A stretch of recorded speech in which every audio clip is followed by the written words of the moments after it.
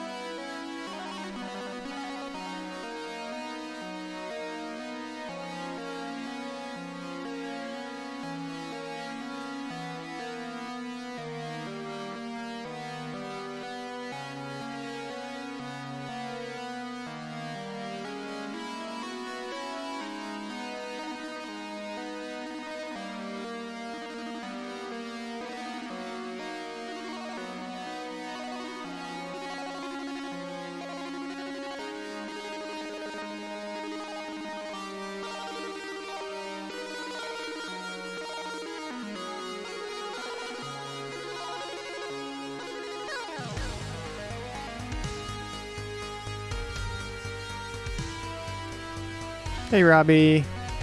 How's it going?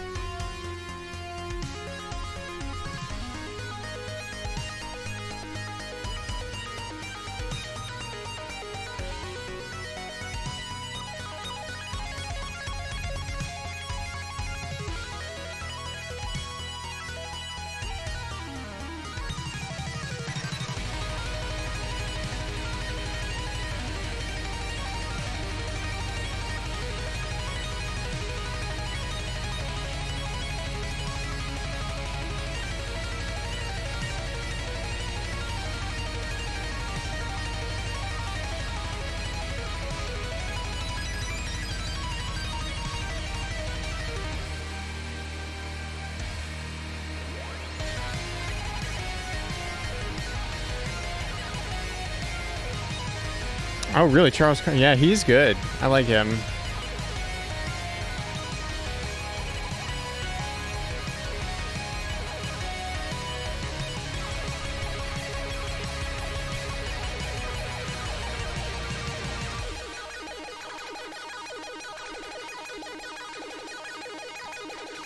I was thinking about how, like, I mean, I like a lot of his videos, but I only really discovered him. Oh, the Thomas the Tank Engine theme song. Yeah. I only discovered him like a few weeks ago, maybe a month ago or so. Although I know I've come across some of his like short videos where he's doing like improv. I can't even say the word right now.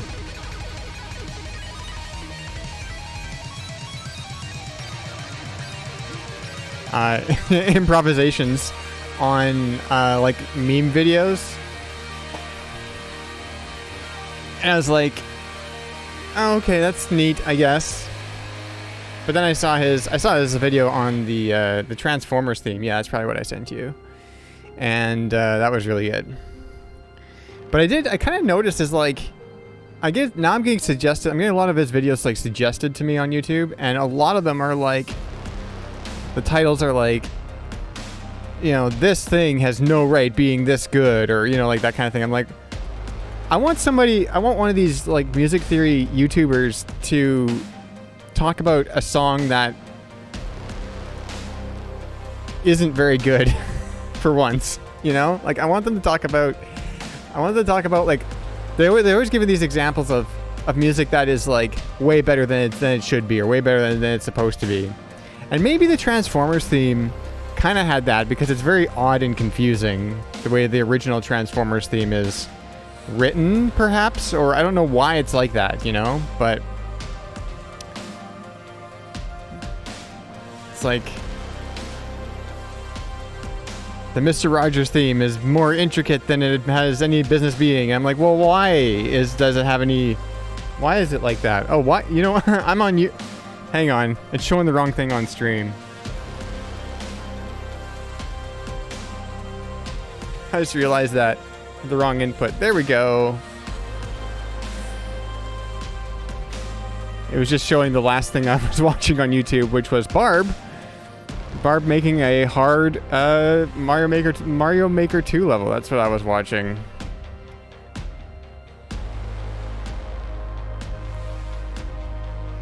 But yeah.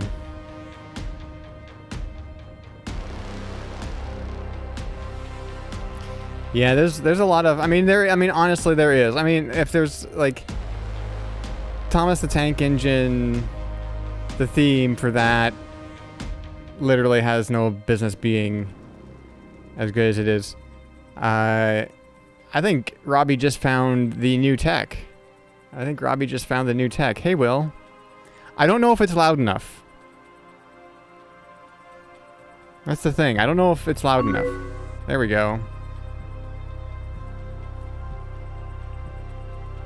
This is the test. I spent maybe 12 hours making this work.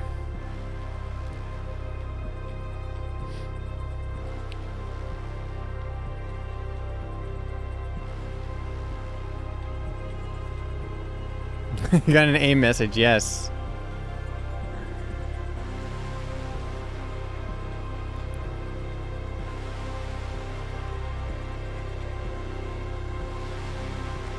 I want to put more in there. I want to put more in there. So the thing is with this, I don't know how loud I want that to be, and I don't know if I want them playing all the time. Like, I don't know if I want... Oh. CD's done. I don't know if you want... I don't know if I want people to be able to send these noises to me. Or, you know, to play noises on the stream all the time, you know? Might be distracting when we're trying to play, like... I don't know if I want that happen... I don't know if I want that happening during... like a serious playthrough of like Mass Effect or something. You know what I mean? I can turn it off whenever I want. Like I can disable it and I can re-enable it whenever I want. So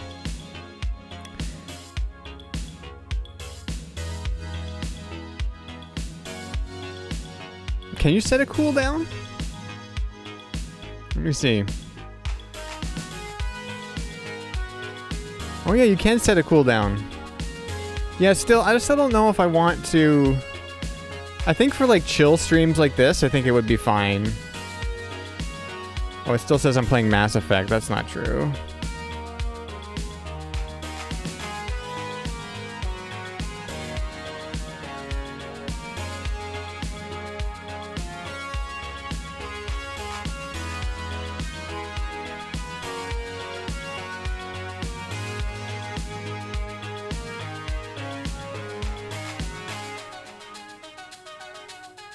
Yeah, the petting the fox during Mass Effect is okay because it doesn't.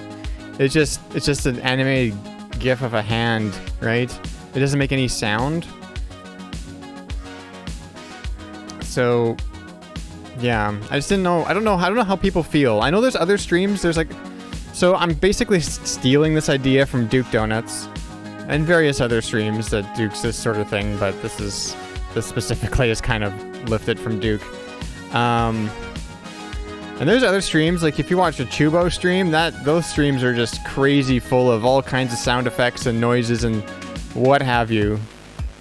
And sometimes I think that's a little bit much. But I'm also trying to figure out things to do on the stream to engage chat a bit more.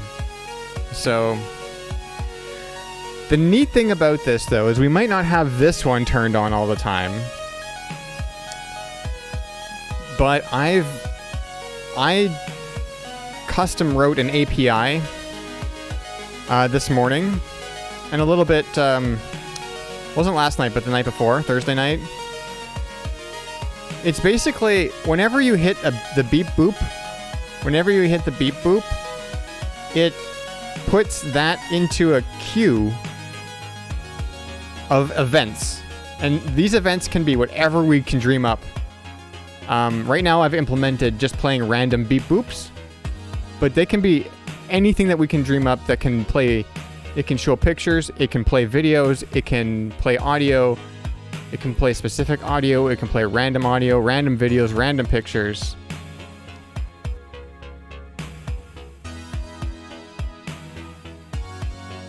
So right now it's just beep boops, because that's all I've implemented. But the framework is there. I made the API specifically to be flexible enough to handle all different kinds of media and different kinds of actions. What about boop beeps? Maybe. So for example, right now, the only category of random audio that there is beep boops. But we could do sonic noises. I could just have a whole folder full of sonic noises and have like a sonic noise button of some sort, you know?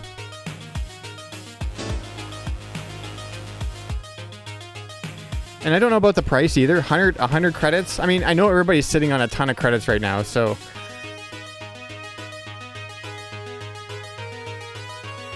a ton of channel points. But the API is exciting because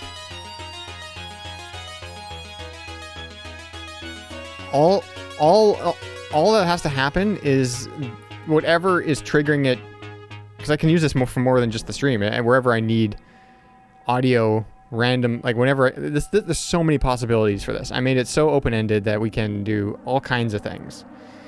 There'd be very little at this point that, I mean, there's certain things like changing, like my outfit and on my avatar, for example. That's not really possible because I would need more art for that, and I don't really have the interface into FaceRig.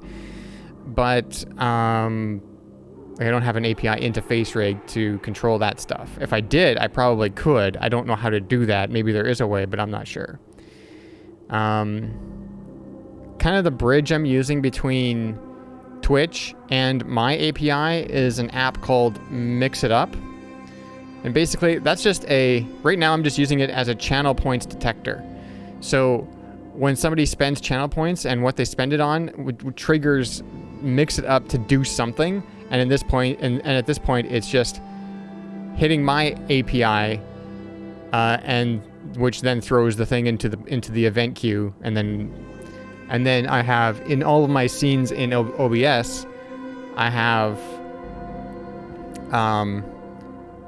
in all the scenes in OBS, I have just a browser overlay, which is invisible, but it's there. And that's what's actually playing the sounds in the background. So I think it's pretty cool. Now we just have to come up with ideas. I also have ideas for like admin controls on my end, like being able to adjust the volume just from a website. I could do that, you know. I'm thinking of implementing that, but that's just a quality of life thing for myself. So, yeah.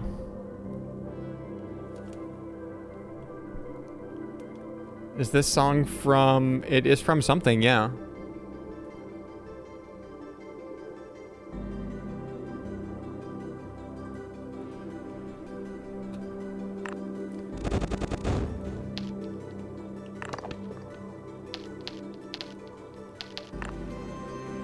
It's been a while since I played Tetris, and I didn't really want to start Mass Effect 2. Even though I'm really super excited to play Mass Effect 2, I didn't really feel like starting it tonight. This is not from Blade Runner, no.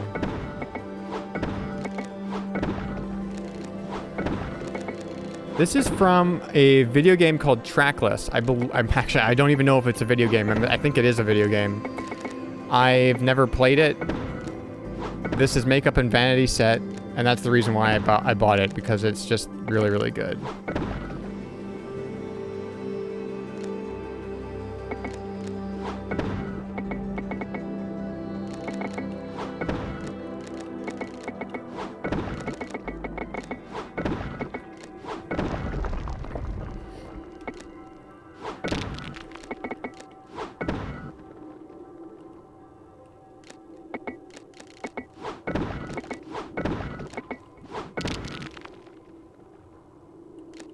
A little bit. I could see that. And I can definitely see the Blade Runner influences with kind of that, with that very, how would you describe that synthesizer? It's a very sawtooth synth, but it's also got a lot of reverb on it. Fox also has wine. What does that mean?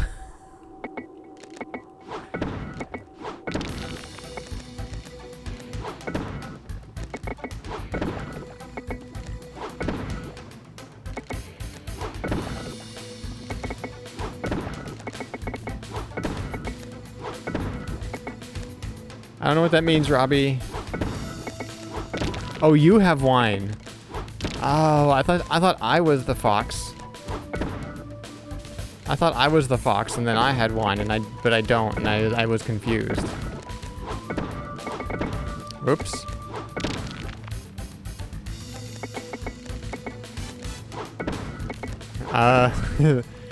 You want... I don't know if you want fox cheese. That doesn't sound...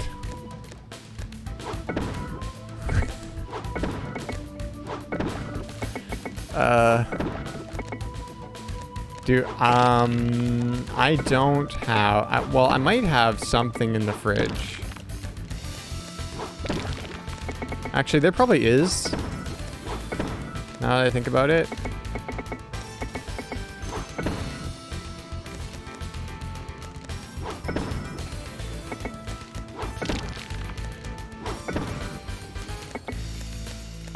Well, it'll be white and orange cheddar, right? Fox cheese.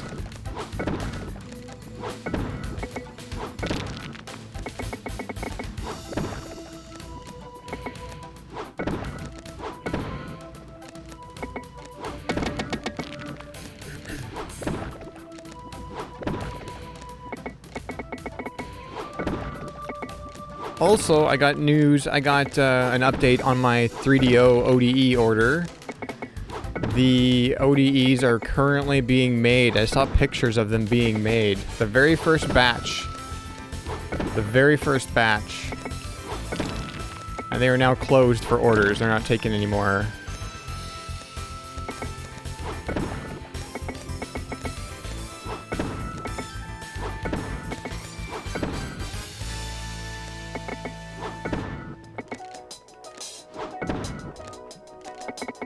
I mean, they might do another batch, but yeah, they're closed right now. That's what they were saying. I mean, it's all like, it's not like a company that's doing this. It's a guy. It's one guy. So it's all like homebrew, homemade. I mean, you're getting them made out of fab, but it's all like home designed stuff, right? So all this stuff is.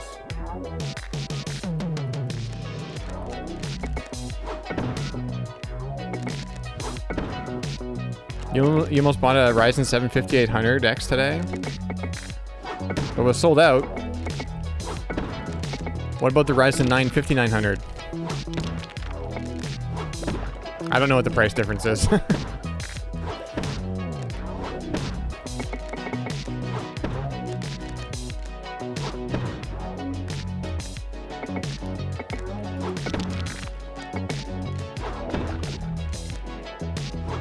I had that one. That's the processor I have.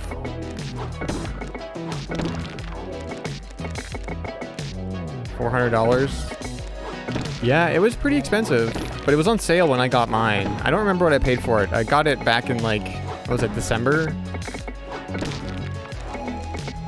I did get my fast hard drive yesterday, my fast solid state drive. It's about twice as fast as my old one.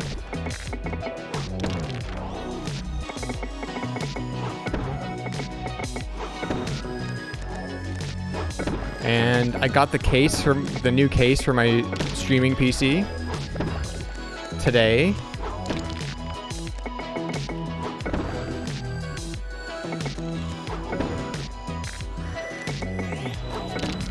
I think the 9 would work on your motherboard, but yeah, it's best to double check. The reason why I say I think it will is because it's a 5th gen, and I think if the board supports 5th gen processors, it supports all of them, but I'm not sure. Not 100% sure.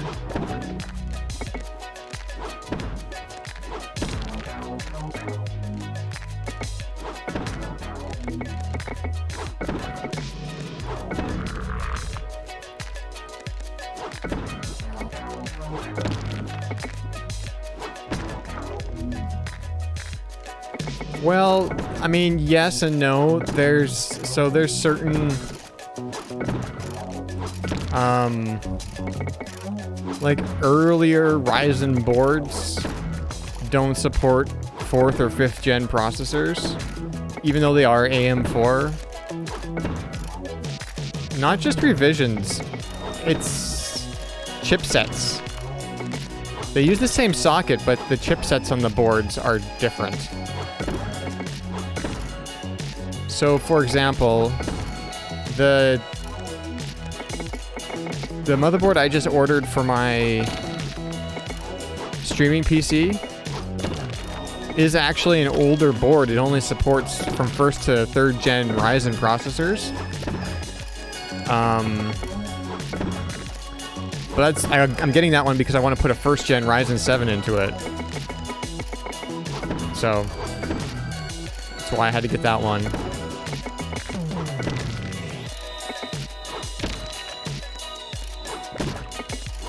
So it's using an older chipset. And then there's stuff like the older chipsets. Whoops. The older chipsets only support PCIe 3 instead of 4.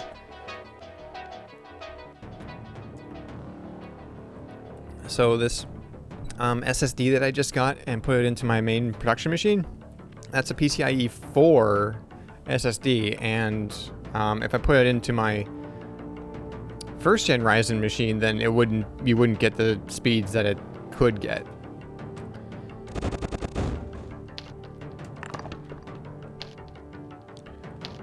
But getting nearly 6.5 gigabytes per second?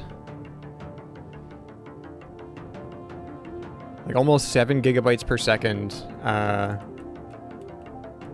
What was it? I think read speeds on that drive I just put in. That's insanely fast. Oh, what am I doing? I don't know what happened there.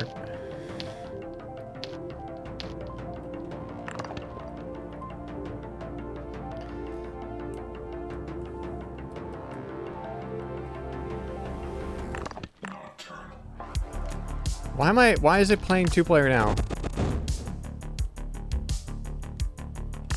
Did I go to the wrong place? Oh, I did opponent easy. That's why. There we go. The downside to playing on my consoles is I can't actually see the pets happening. All I get is a notification that somebody redeemed it. And I just have to assume that it's working.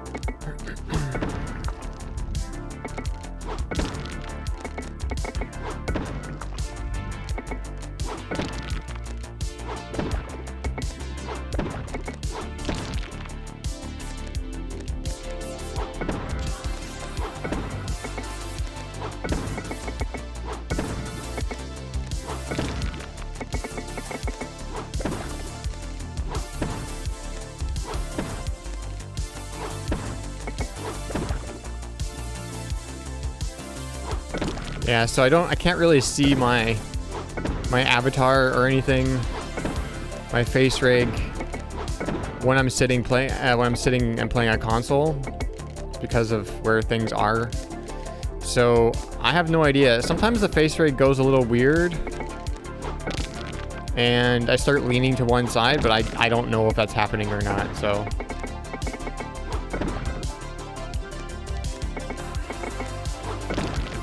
Actually, give me 1 second here. I might be able to pop the video out. Is that a thing I can do?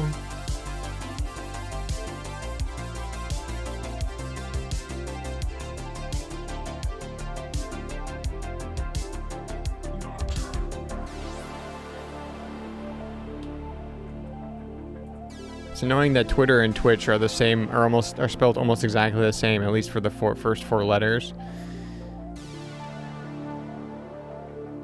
Yeah, I can pop the video out like that. I guess that works. Neat. So yeah, Twitter and Twitch are the same 4 letters, and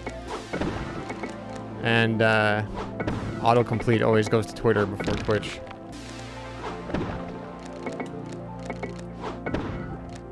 At least for me.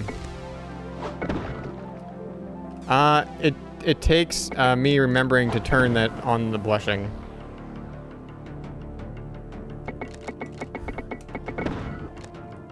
That's one thing I wish I could automate too.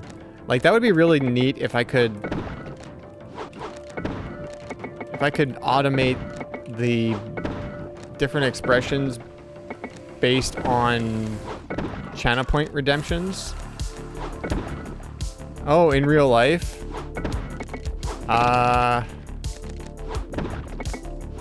That's a secret.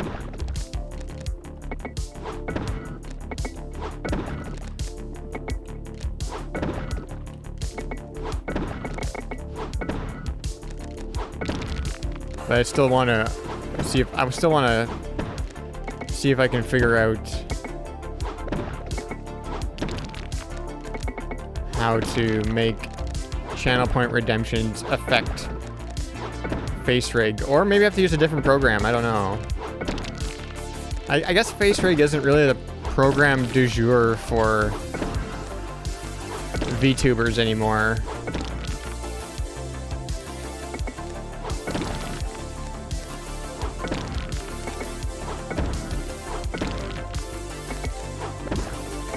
But it's kind of what I've set up in my whole workflow, and it's working right now, so.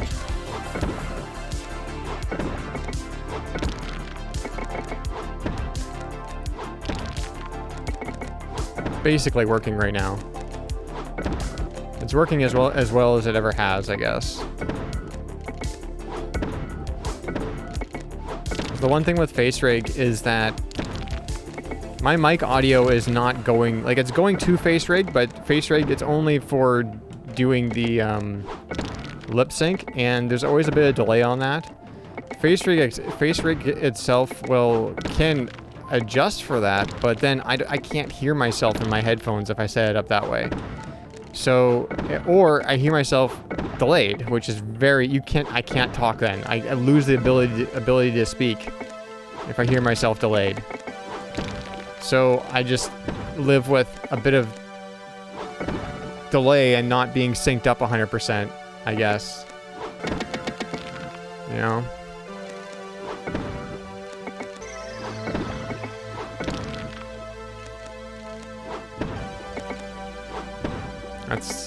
That's the one thing that bothers me. And I think it would have to be that way, like with every single program I would attempt to use for my avatar, but I'm wondering if there's programs that have a little less latency but still are good. I've tried a few other ones and they're just not as, I don't know. They all have their little quirks that are just a little bit annoying.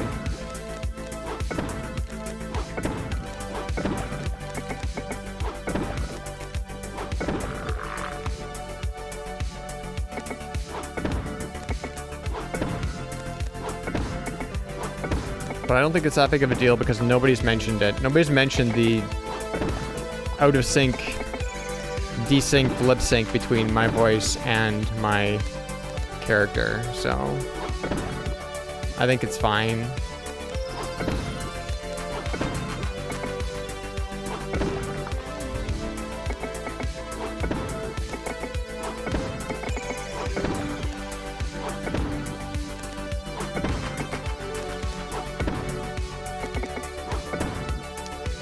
I don't like how any of this is going.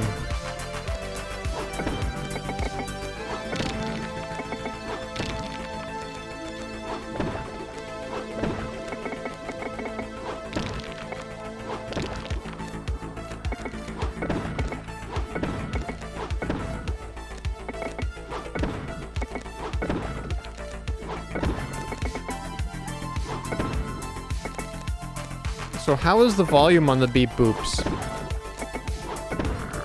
That's my question. That's basically, I want to make sure that it's working, and I want to make sure that the volume is at least at an okay level.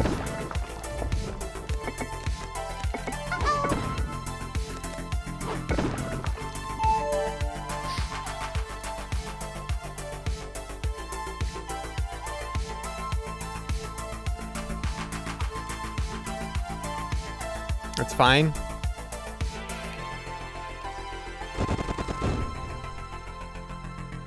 So that's... CD's done. So that's like a 10% volume.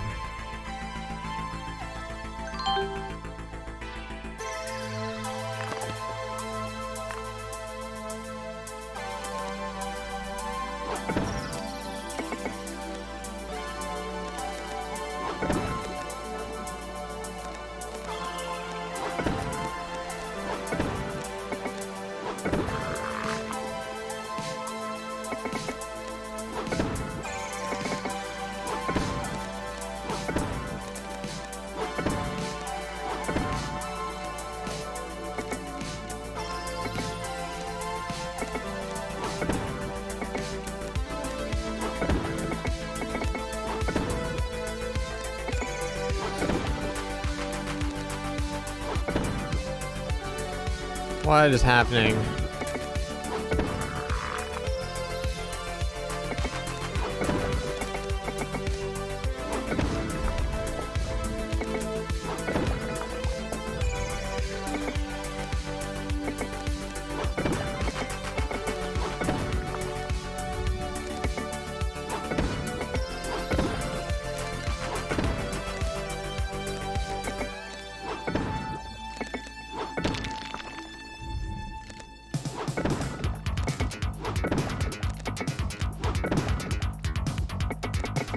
This is a good track.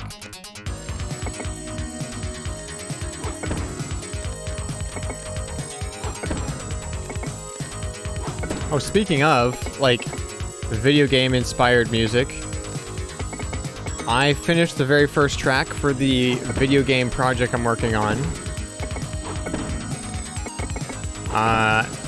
The project lead loved it. I am super excited for everybody to hear it and for everybody to see what this video game is going to be.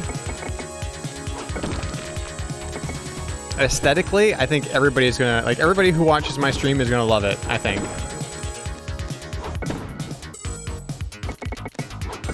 Well, I have no idea, like, it's such early development, right? So I've not seen any, there's no gameplay yet, like the coders are busy working on all of that, and the artists are working on all the artwork.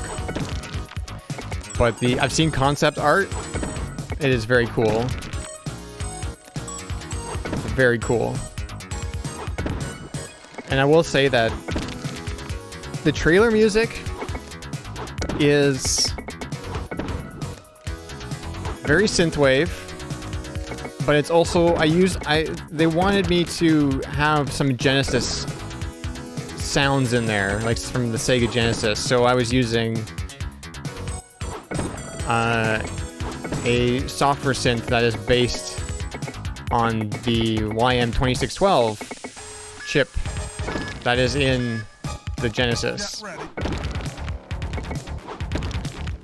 And so it's got a bit of, it's produced more, it sounds, I hesitate to say it sounds better than the Genesis, but it sounds more produced than the Genesis could ever do, right? It sounds like an actual music production.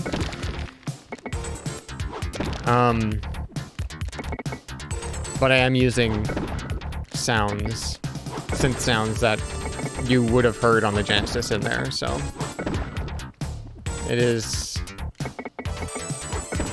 I'm just really glad they liked it. I'm really, really glad they liked it. So now I've got a little bit of a break as far as that project goes. The contract is, the first step of the contract was make the trailer backing track, the trailer for the Kickstarter. And once the Kickstarter goes live, I'd have to look at it. I don't know once the Kickstarter's funded, I guess, then the work really begins. Now I'm probably gonna start working on it a little bit beforehand, because if they end up not needing the music, I'll use the music somewhere else. You know what I mean? But just get a head start on some new ideas for some of the other tracks in the game. I also have a little song sketch for the menu music, which has a nice little bass riff that I like. It's hard to talk about music and not play it, you know? But I can't play it for anybody right now.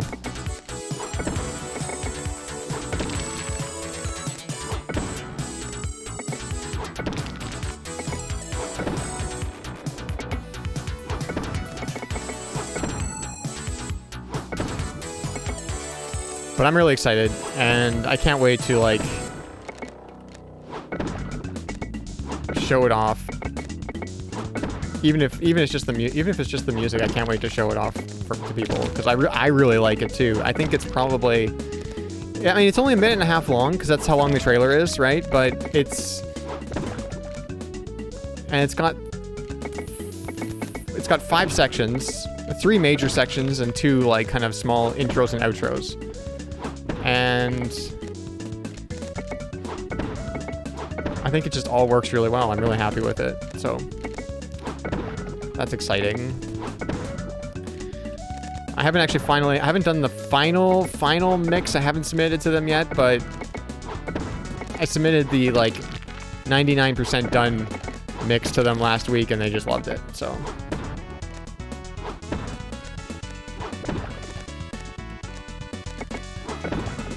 and they marked the Trello card as being for the trailer backing track as done. So I guess they think it's done. So that's good, because I think it's pretty much done too.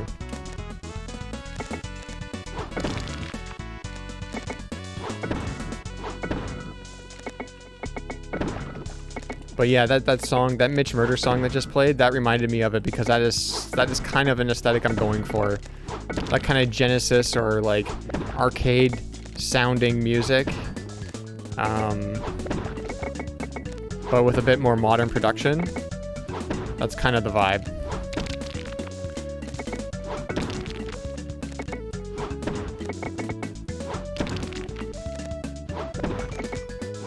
So what I think I'm going to do this weekend was I was going to attempt to finish my remix, or not remix, but my cover of Crockett's theme.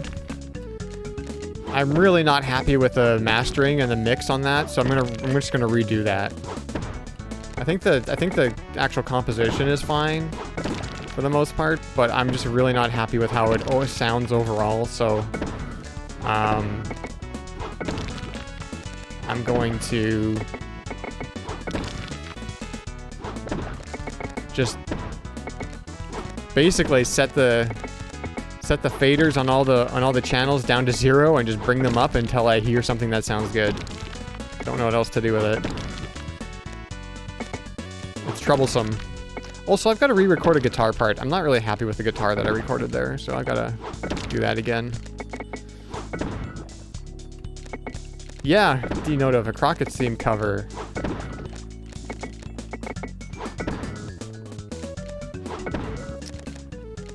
I started just kind of like messing around with the Crockett's theme chord progression, and it just, one thing led to another, and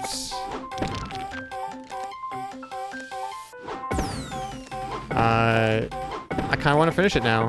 Like I said, I'm not happy with the mix as it is right now, so we're gonna redo that, but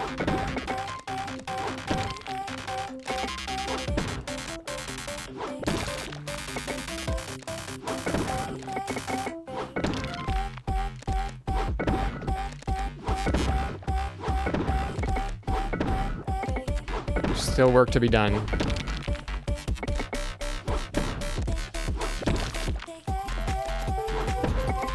So that's the Crockett's theme cover was kind of like I was waiting to get started on the video game soundtrack, and then I got like 80% of the way done with the Crockett's theme cover, and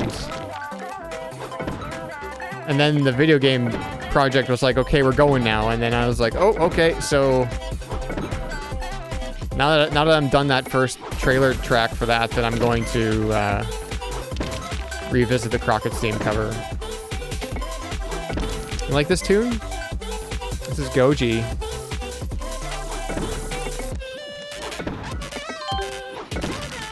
Hey, Quinn.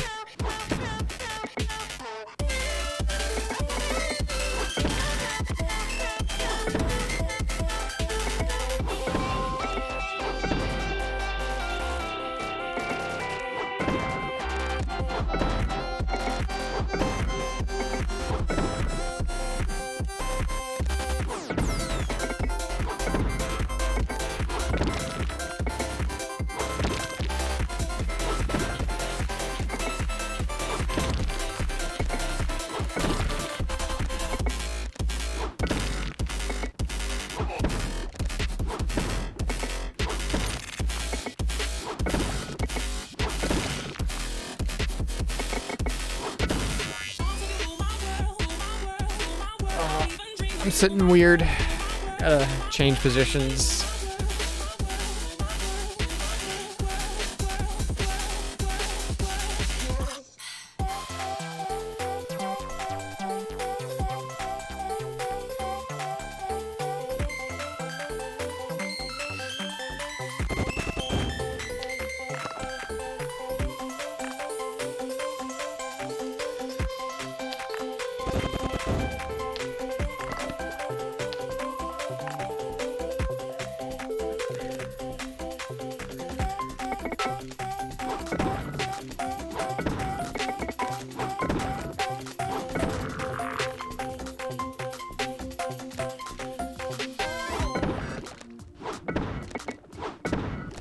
How is everybody doing tonight?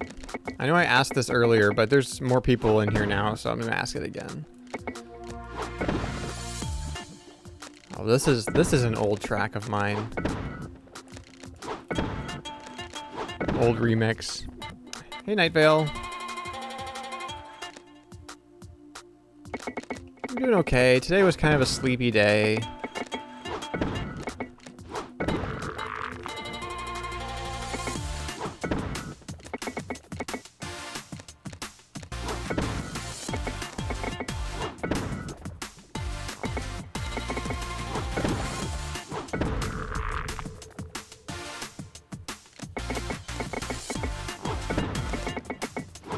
I'm just making blocks here.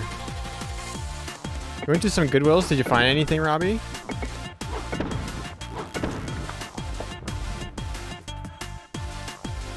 The picture I posted on Twitter. Oh, the Fursuit Friday picture.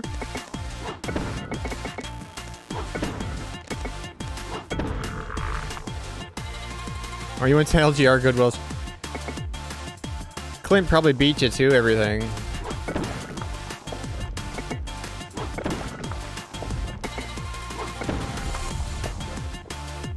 Thanks, Night Vale.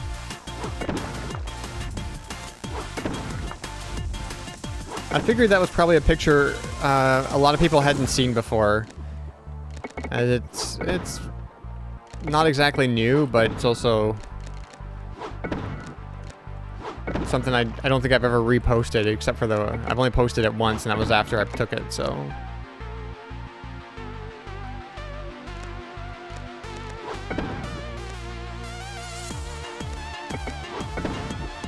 Well, thank you, Night Vale.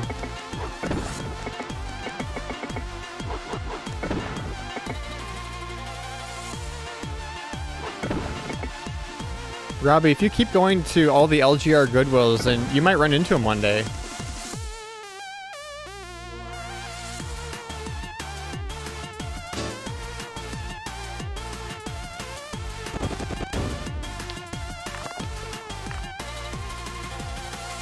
Color and pose on that one were so good.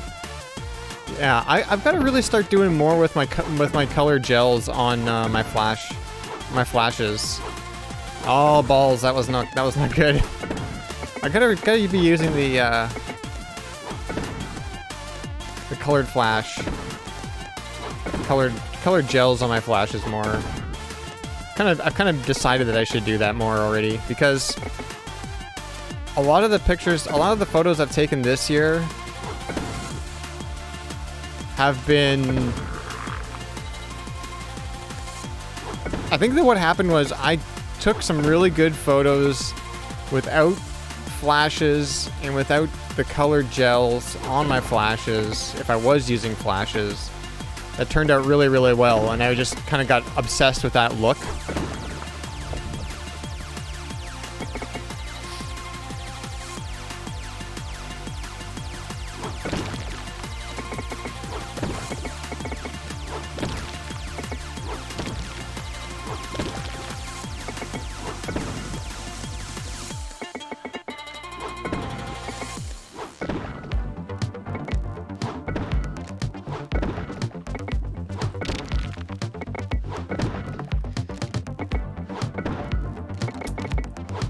And so I've been going really like almost minimalist. I'm like my photos are always usually minimalistic. Like you can't really call my photos like cluttered or What's the opposite of minimalistic, but not like in a pejorative sense?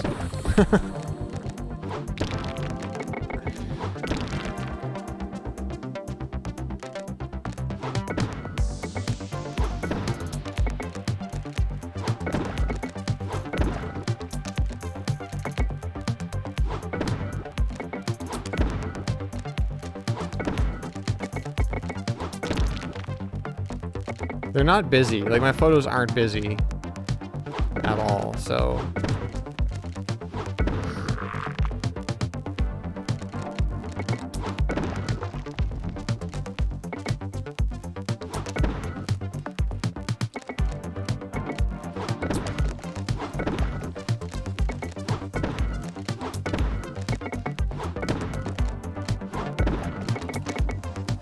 Well, thanks, Night Vale. I really appreciate that. I sometimes like feel like, oh, all my photos look the same because it's just minimal. They're minimalistic and it's just me posing, and it's just like, what can I do to make them different and more interesting? But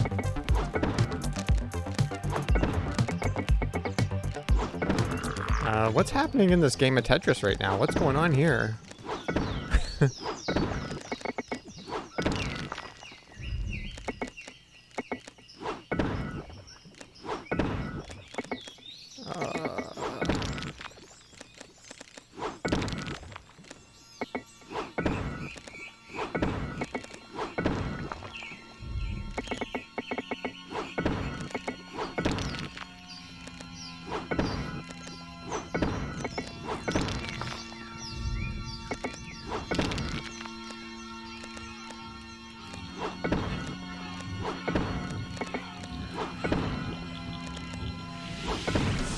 Saturation? Well, that's weird because I'm all over the map when it comes to saturation because some of my stuff is like almost black and white. Well, okay, I'm just gonna lose this game, I guess. While other stuff is like super saturated, so...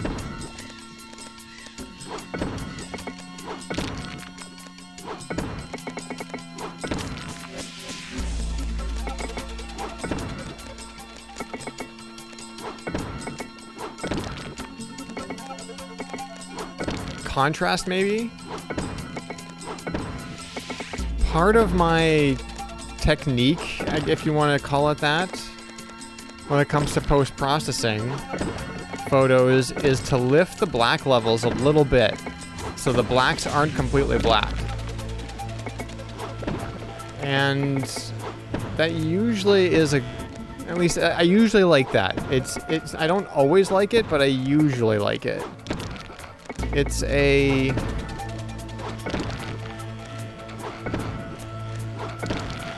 I don't know exactly why. I think it might have to do with... It might have to do with the fact that, like, whenever you see, like, an old picture, the blacks are never as black as something in a digital picture. And the whites aren't as white either. And sometimes I do actually take the whites down a bit.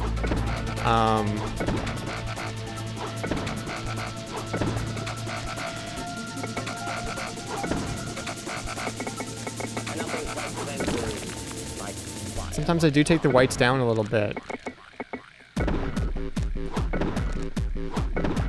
This nonsense just keeps on going, doesn't it?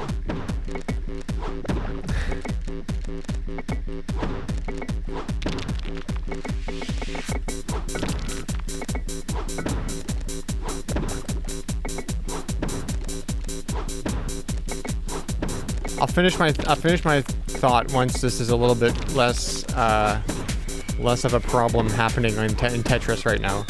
There's a problem in Tetris right now. I've got to fix it.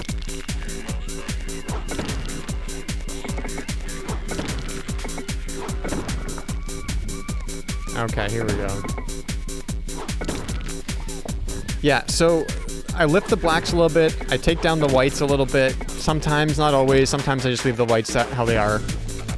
But lifting the blacks kind of makes the picture feel like it's a photo. Like it's like, it almost feels tangible. Instead of just a digital file. I don't know.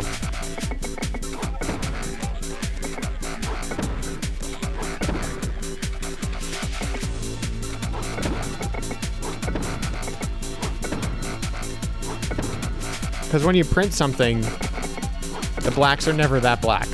They're never RGB 000, right? Like they're never, it's never that black. So, yeah.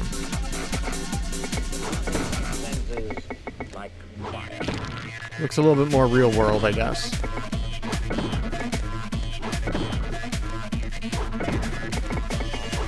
That's basically like my biggest trick. And then just getting all the other levels right. Getting the contrast right. The lighting.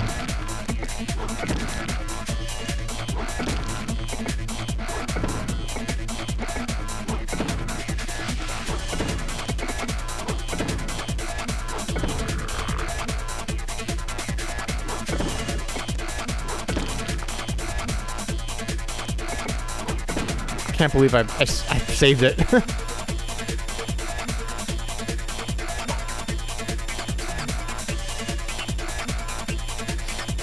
I also usually put a little bit of green into the black in my photos. A little blue, green, blue, somewhere between blue and green. Sometimes it's a little bit more blue, sometimes a little more green, but somewhere in there.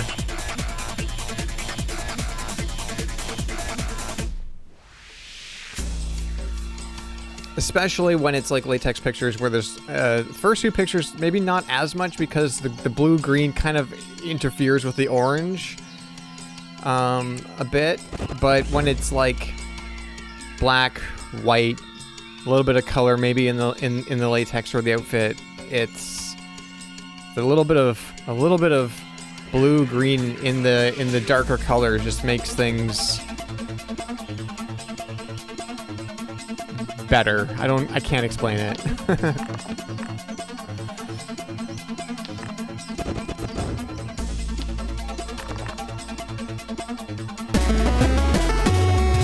Whoa, Robbie.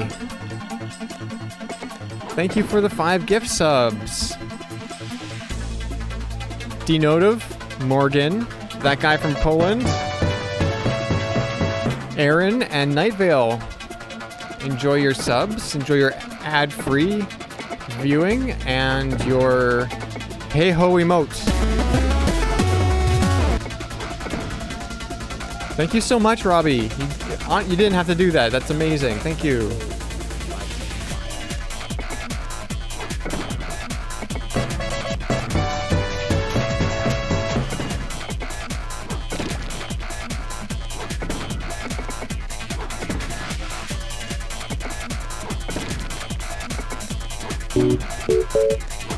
And the super rare alert for Night Vale.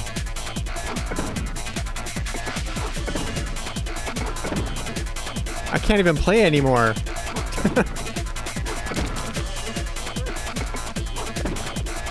Thank you so much, Robbie.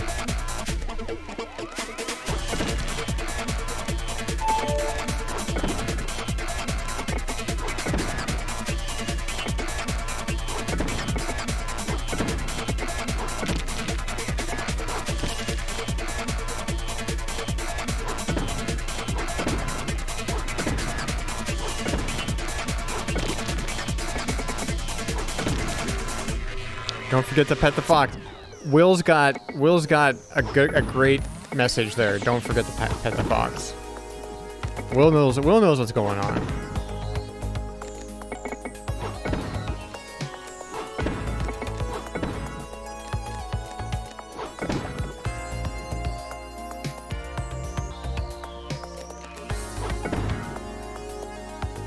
I can kind of play into the pets sometimes if I notice that they're happening.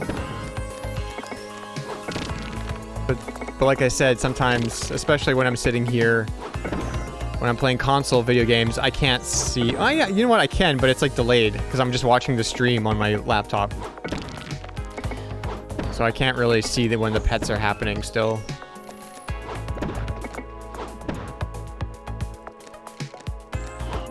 I just get the notification in the activity feed that pets have commenced.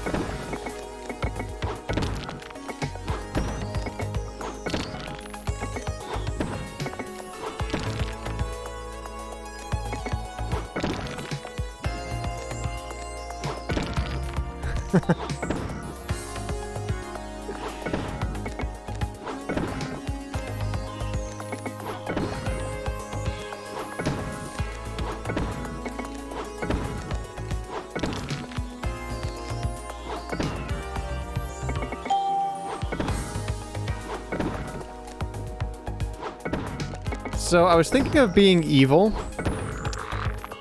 Just so you know. I might still be evil. Specifically, I was thinking of putting, like, into the beep boops, I was thinking of putting, like, modern notification sounds. Like, oh, I don't know, the Discord notification sound.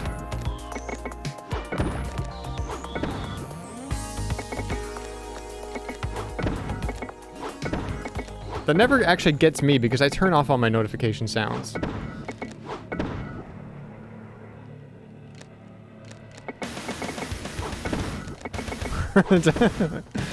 Well, I haven't done it yet. I did look for the notification sound, but I didn't actually... I found it, but I didn't actually put it in there yet, so...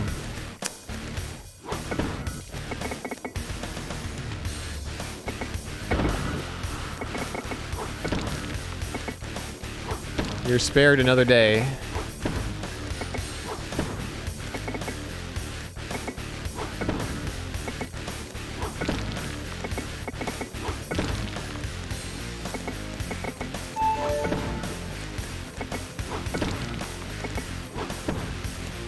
How do people play, like, hard video games and talk to chat at the same time? I can barely... Like, people play, like, Kaizo Mario and talk to their chat. And I'm just like, I can barely keep my head above water in Tetris. And talk to chat. And talk to chat. You know? Like, I'm just gonna die here. Is that the email tone? It's... So those are from Windows 95 and Windows 98. I think that one's called Notification, or Notify, or something like that. Notify.wave, I think.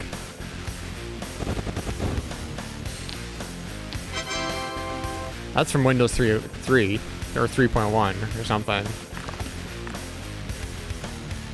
But it's also in 95 and 98.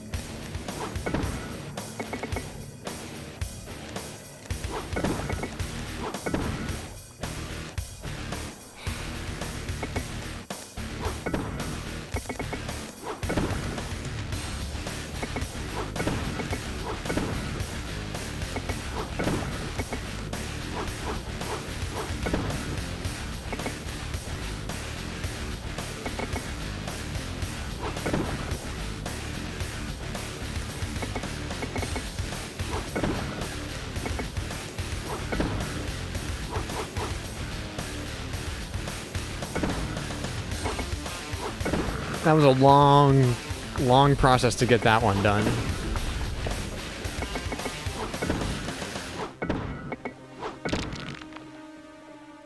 The days of Windows 3.1.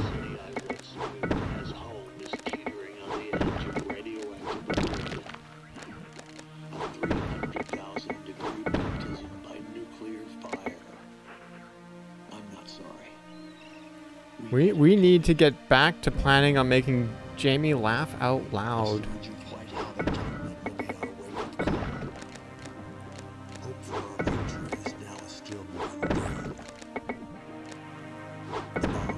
Are you all planning to make me laugh? Are you scheming?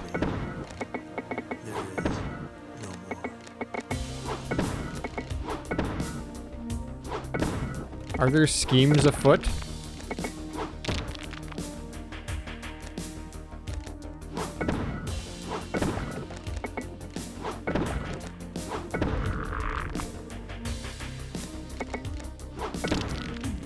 I'm weird when it comes to laughing. I will not laugh. Well, I guess it's not so true anymore. I do laugh on my own. I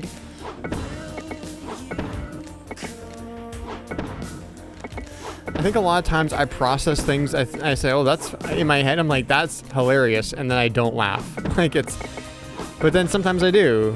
I do laugh more when I'm with people. And when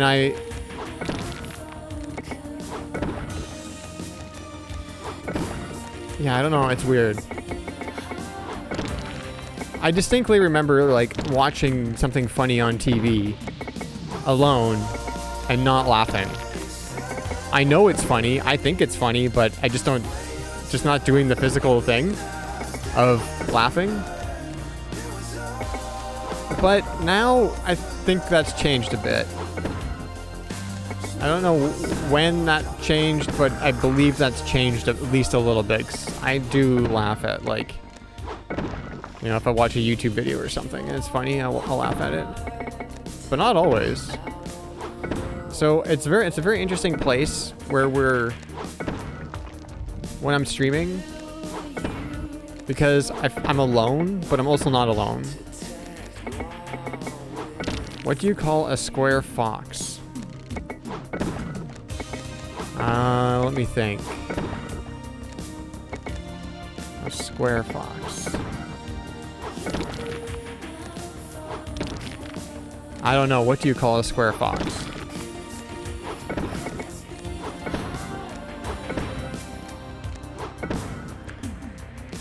A box. Of course.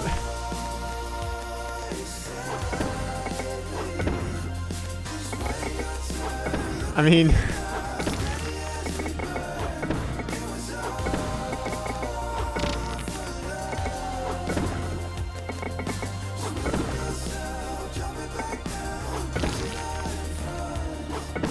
I smiled, but it was awful. I'll laugh if I say something funny and I find it's funny.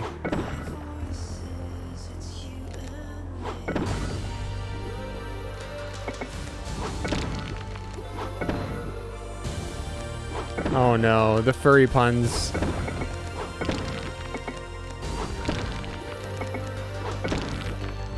I wish I could just pull out, like, a bad pun, but I can't. I'm not that kind of person. I just...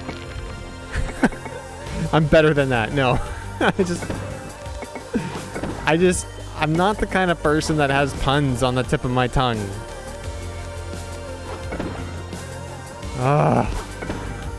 Chat, I'm gonna ban all of you. It's come to this. It's finally come to this. I'm threatening to ban chat.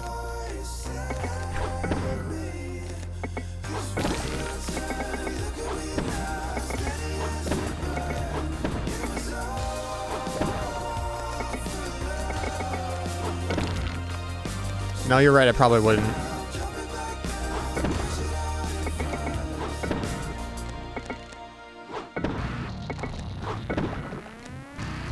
Okay.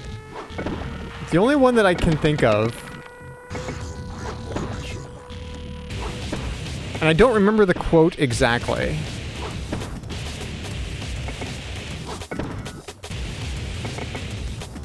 But I'll see if I can do it justice, okay?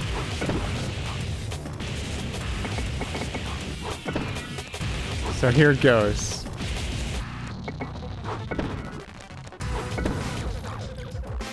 Oh no, I can't remember how it's worded. I'm not gonna do it. I'm not gonna do it. Because I'm gonna screw it up. It's gonna be awful. You're all gonna leave. I'll just be playing Tetris alone. I don't want that.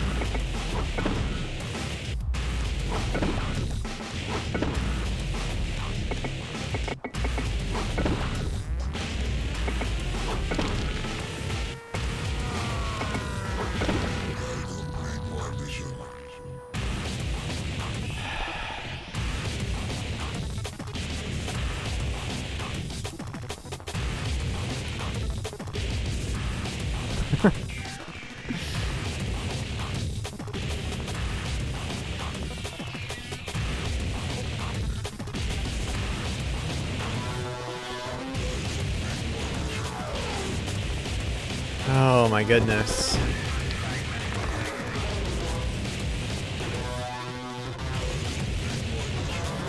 Okay, I'm gonna say it. But I'm gonna screw it up. It's not gonna be exactly how it should be. So, it goes like this. I really don't know how to start it, but it goes like this. People don't say.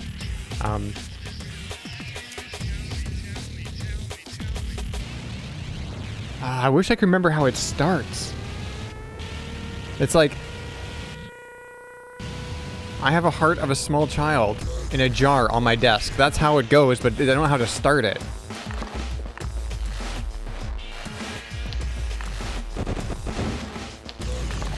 I think that's a Stephen King quote.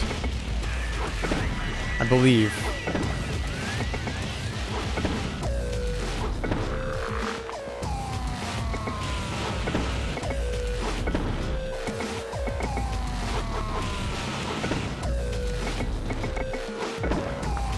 Salt and vinegar peanuts? I don't know if I'd want salt and vinegar peanuts. I really, really like salt and vinegar chips and other things. I like salt and vinegar together.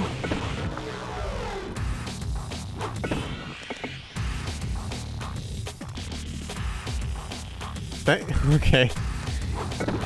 I just got notified how the quote actually goes, but yeah. I saw it, Robbie.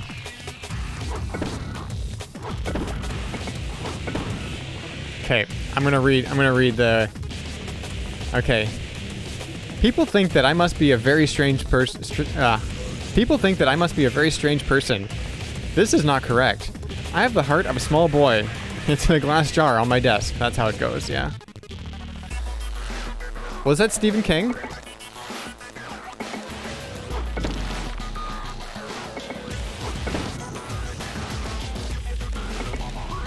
Yeah, it was Stephen King. Okay. I thought it was.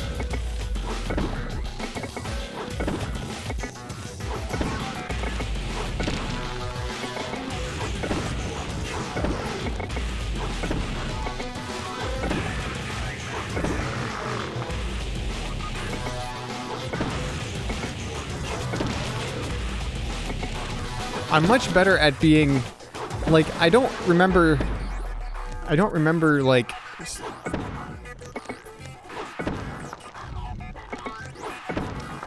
jokes or whatever like that. I'm more so talking apparently, but no, I'm better at just like a spur of the moment. This is gonna be a funny thing to say right now. Especially when I'm playing off of somebody else. I feel like.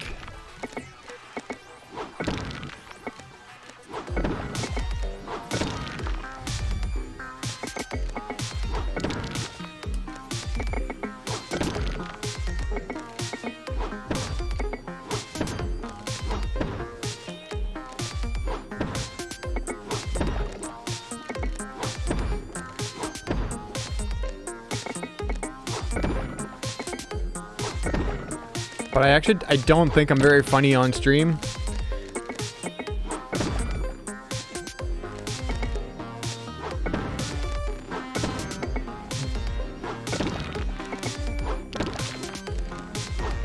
And I think it's because I'm alone on stream. I think that's why.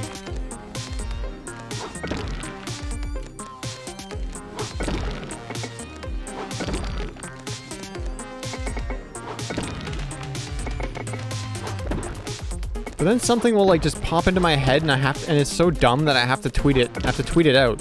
Like, what did I tweet out the other day? It was stupid. But, what was that? Let me just check here.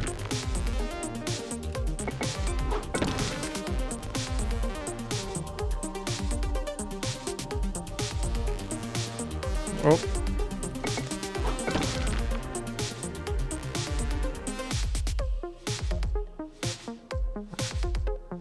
I don't know. It's hard to, like, browse my Twitter for the stupid thing that I tweeted out and play Tetris at the same time.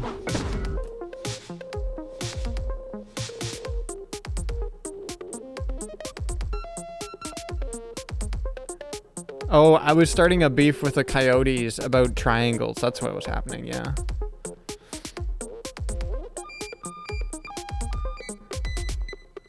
Oh, Or you think equilateral triangle? You think the equilateral triangle is the perfect triangle? Wrong. It's foxes, because foxes are the perfect triangles. That's what it was.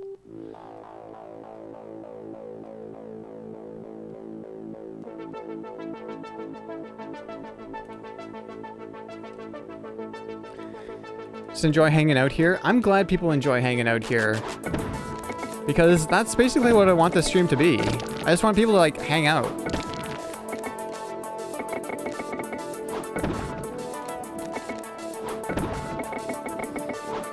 Because there were times back in like high school and just out of high school that we would just all go to one of my friends' houses, and it might have been my house sometimes too, and just hung out, played video games until like late at night. And that's just kind of what I want this to be, you know? So I saw that you replied with that, and I was too busy to respond, Will. And I was going to reply with, no, that's cows, but I didn't.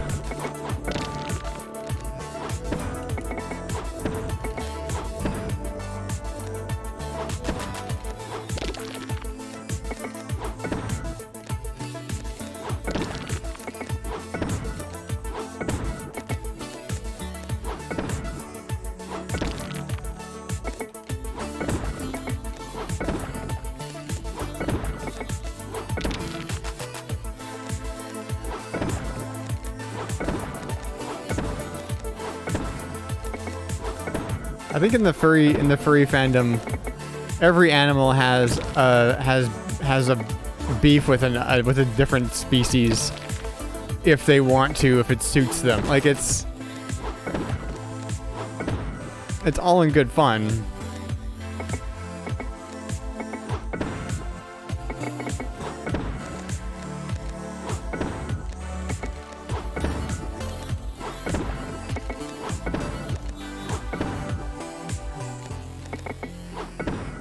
And it's just like,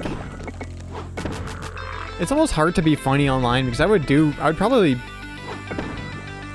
do more tweets like that if I didn't get like the weird off the wall responses sometimes. They're just like, no, dude, this is a joke. Like, I'm not actually, I don't really care about triangles. Like, I don't know.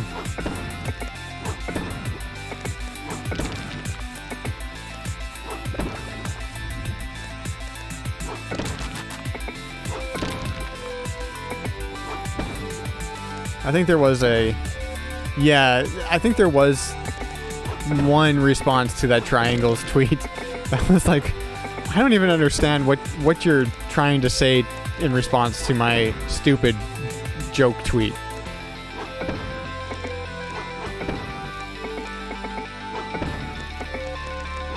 The internet's weird.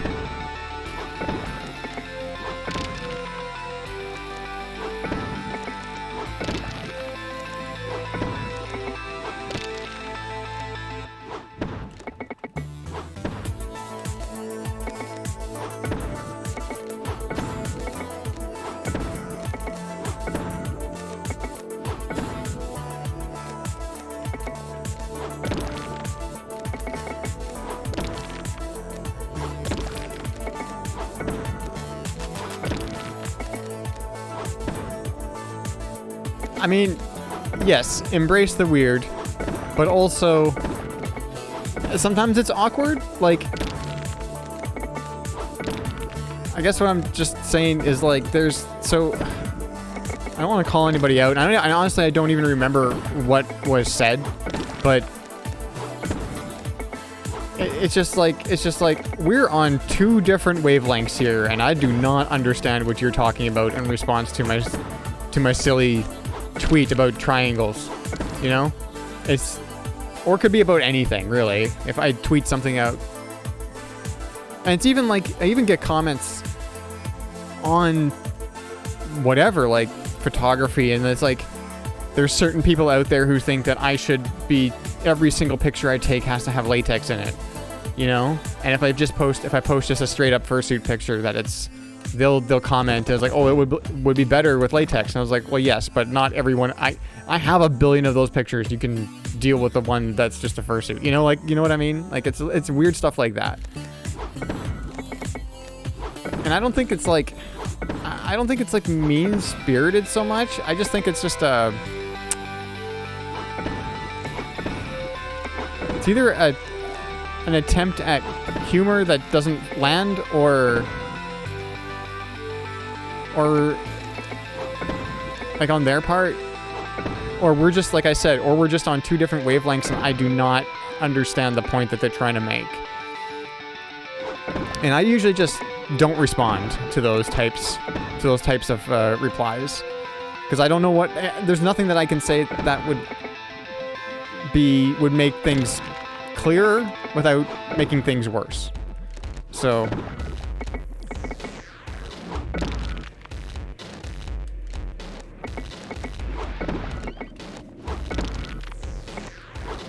yeah, I decide what I want to do, and I feel like I have plenty of content in either direction, if it's latex or if it's fursuits or if it's whatever else that I am into,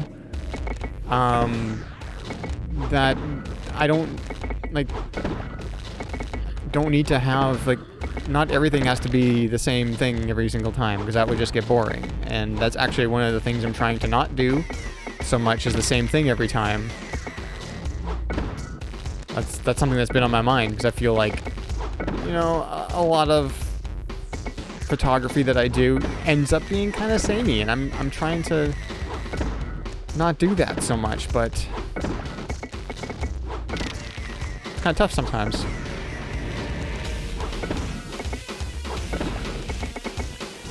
It's tough when you have limited space and limited resources.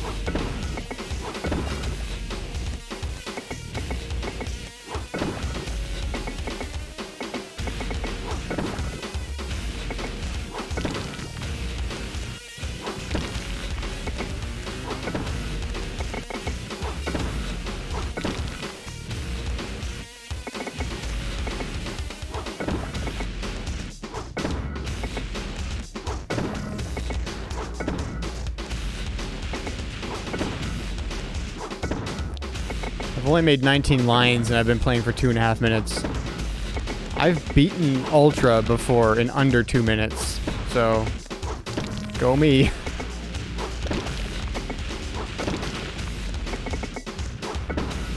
I'm also not really paying attention to the game, because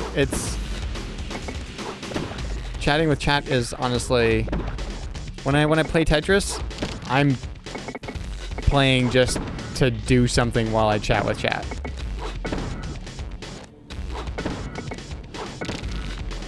That's all it is. I don't like Tetris. Tetris is fun.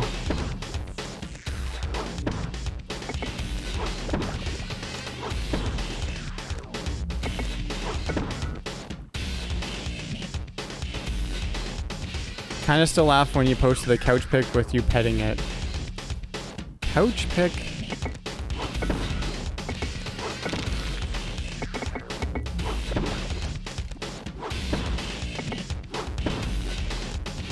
I think there was the very cliched furry in fursuit petting the bed pic kind of animated gif that I've done that.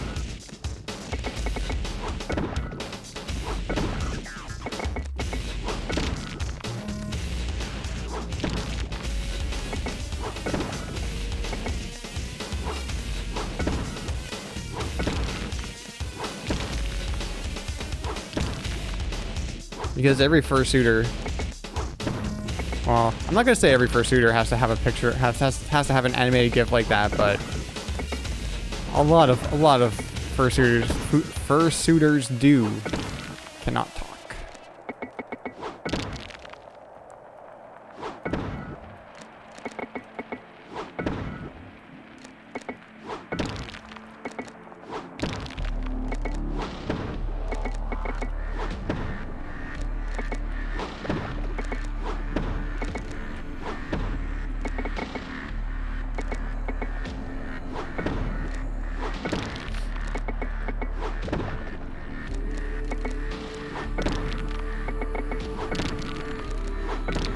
All right, let's play.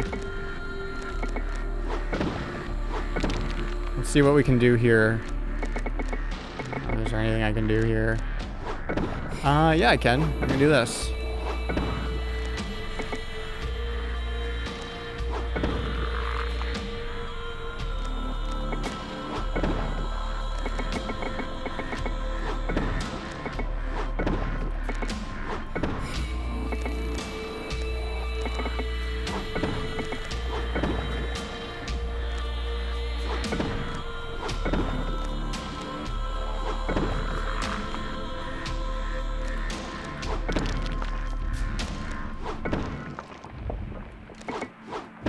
Yeah, backspace is a good key.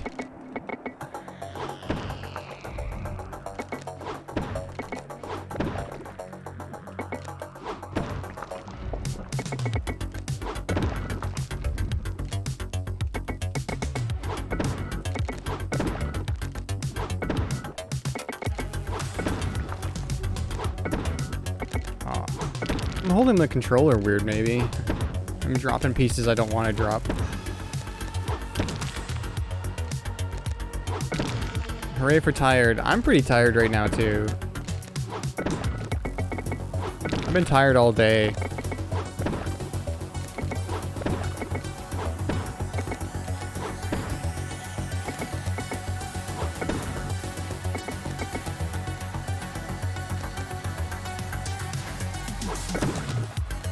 Not what I wanted to do, but it's what I had to do.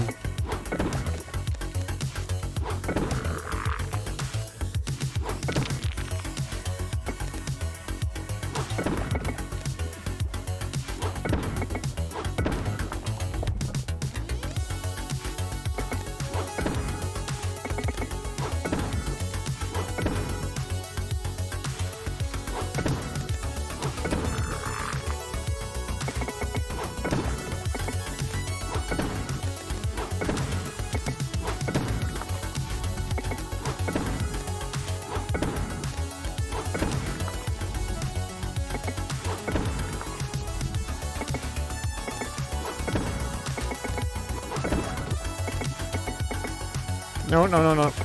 Well.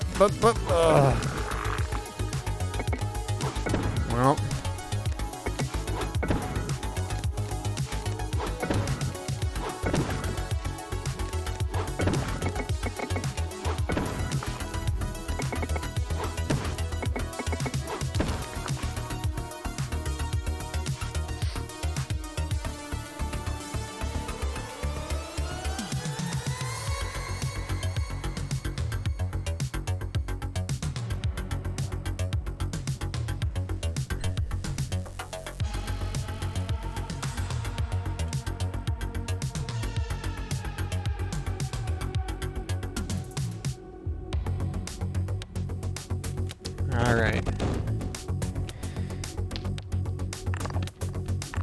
I almost said, should I try a marathon? But I don't feel like I could handle a marathon very well right now. So we're not going to do that.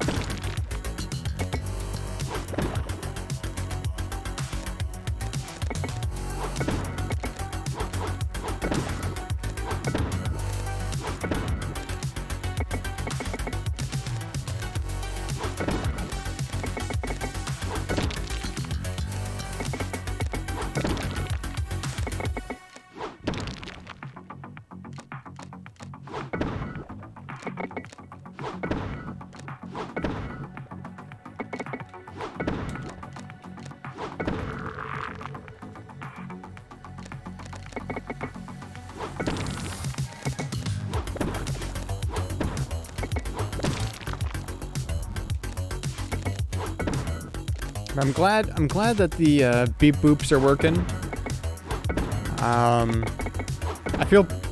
Feels good to like make something like that on your own. I probably could have found a solution to do that didn't involve me spending all morning writing PHP and JavaScript, but it feels good to have it done, to accomplish something like that, you know?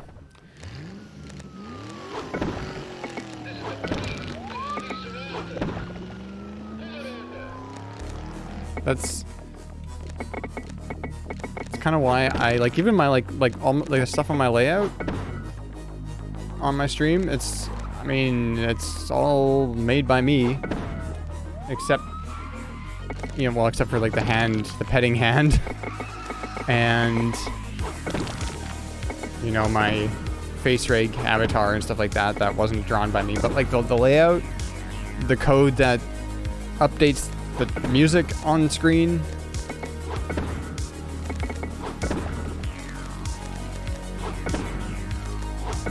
The code that lets me change the game from my laptop on screen without having to go into OBS and edit it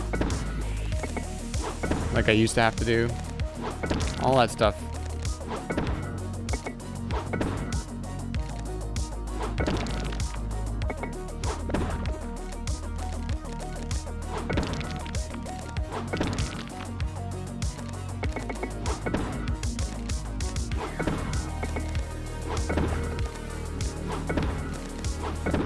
The petting hand. That sounds like a horror movie.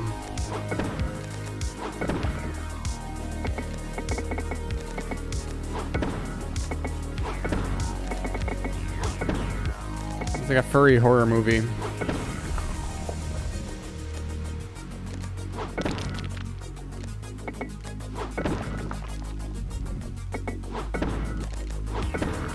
I mean, there's a movie, or hentai. I mean, yeah, I guess. I'm thinking more of like, I know there's a movie called The Crawling Hand. I think that's where my mind was going.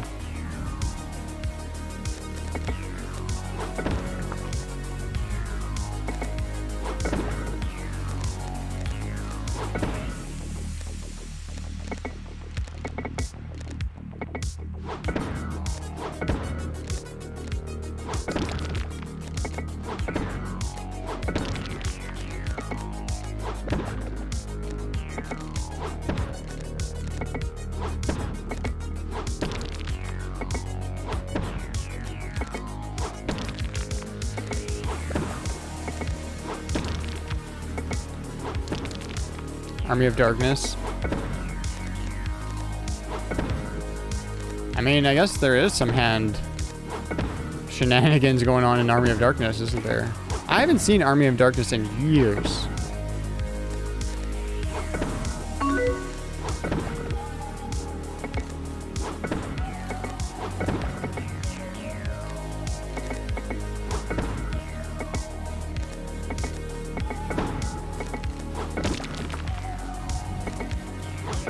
There's the one I wanted. Okay.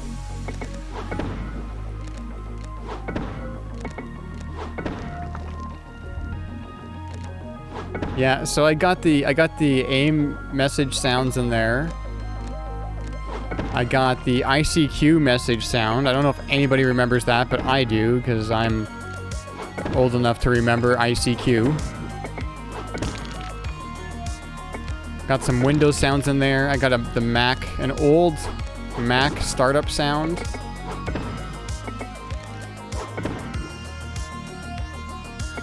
The days of having MSN, Yahoo, ICQ, AIM, and Skype open.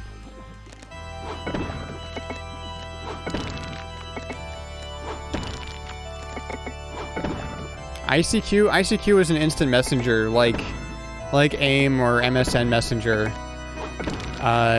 It was the first one that I ever used in like 1990. I want to say 96 or 97. It was really early on in the internet. And when you received a message, it would go, uh-oh, and it was a weird sound, a notification sound, but yeah.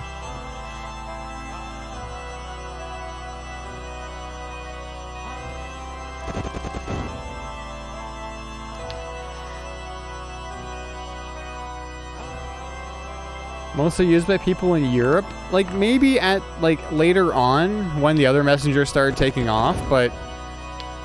I mean, I don't know. Like, it would have been like 1997. Well, 97, 98, I guess, is when I was using it, all the way up until like 2000, 2001. And I had a bunch of people on my ICQ. And yeah, so that's, yeah, I was about to say that you had to have an ID number. Like, you had, instead of a screen name, you had an ID number. And you could set a name, but your actual account was a number.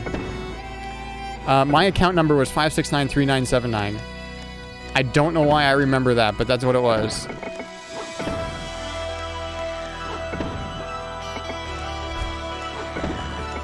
And it's not a thing I've used in 20 years, right? But 5693979.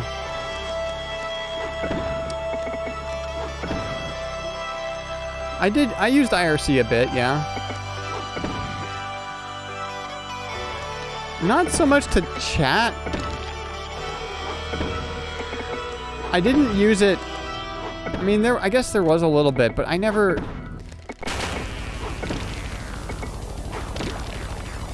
When I started on the internet, it would have been like 97, 98-ish. 96 maybe, even at my dad's house on this 33.6 kilobits per second modem.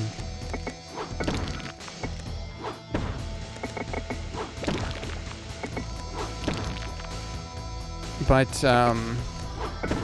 IRC was a little later on for me. I know it's an older technology, but it was a little later on.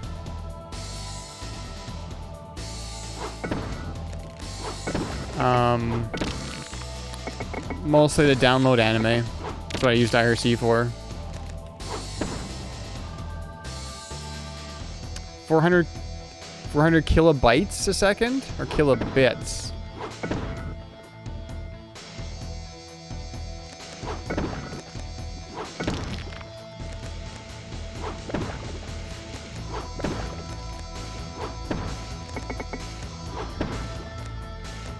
I mean, either way, it's pretty slow.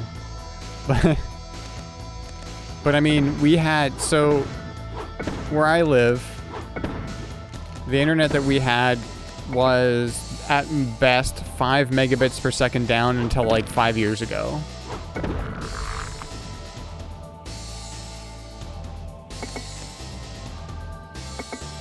Oh, how fast? Okay, it's Steam downloading. So yeah, 400 kilobytes, that would be bytes. So 400 kilobytes a second would be 3.2 megabits per second-ish. So 3 megabits per second.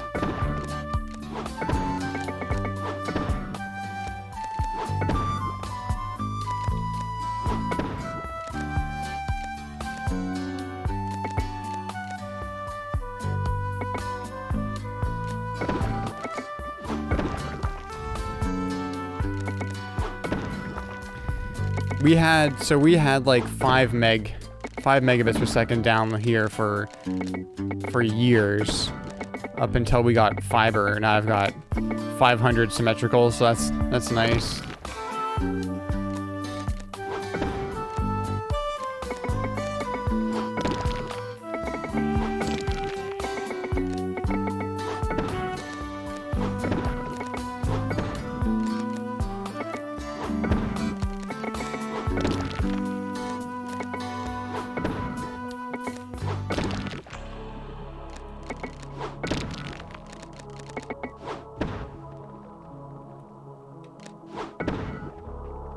Yeah, like a gigabit internet is nice too. That's what we have at work. We have gigabit.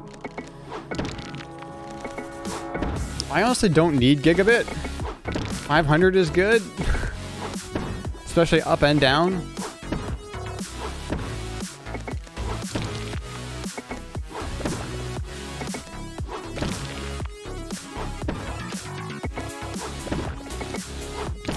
But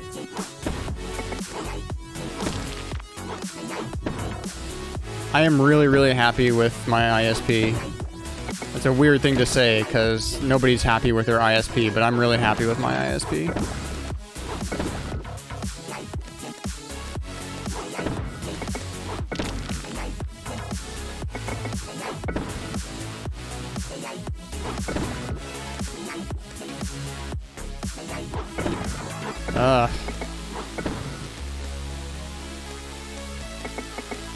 No, no, no, no, no, no, no, no, no, no, no, no, no, no.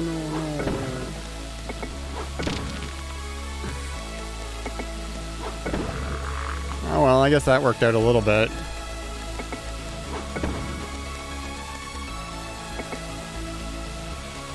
Sure.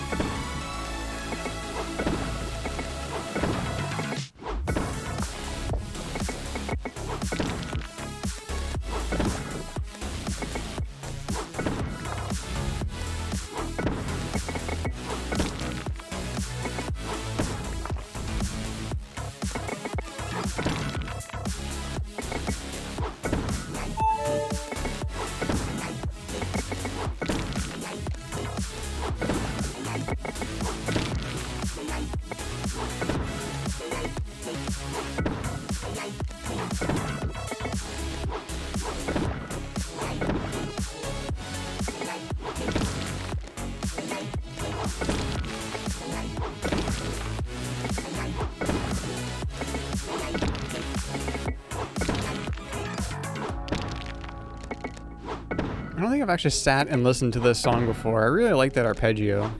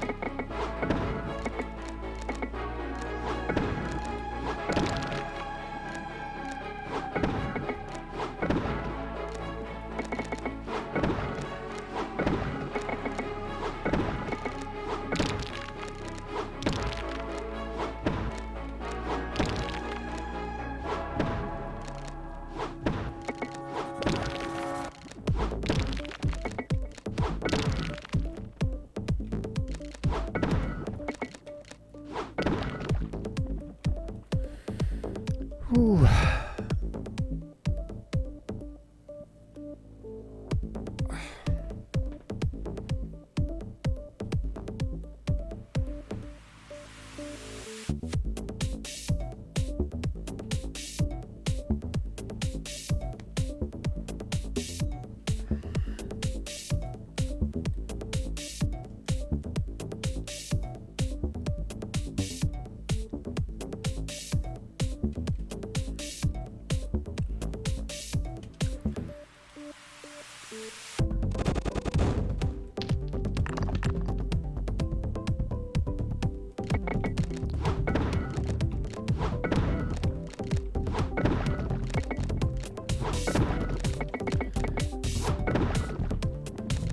People looking forward to Mass Effect tomorrow? Mass Effect 2?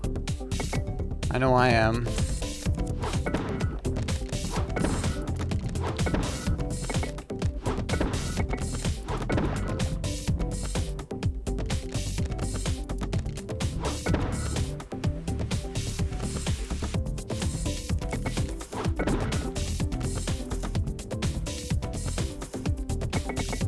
Okay, well, if you have to go, you have to go. That's perfectly all right. Take care of yourself.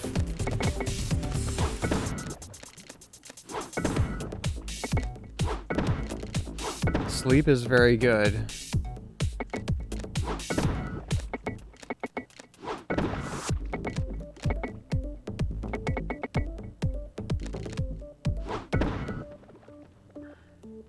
Night, Will.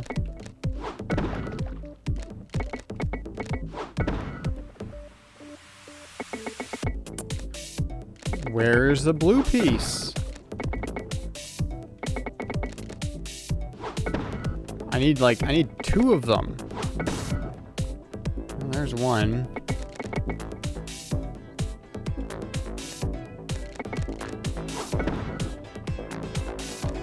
Okay, well, screw that. I'm gonna do that.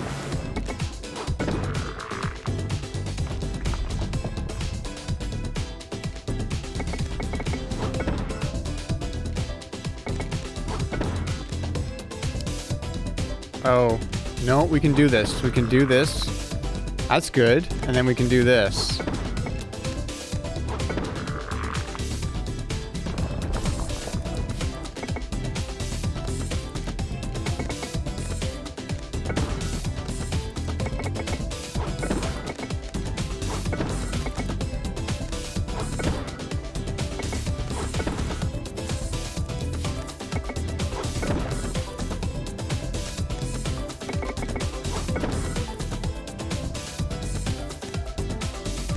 Okay, screw. Well, that worked out.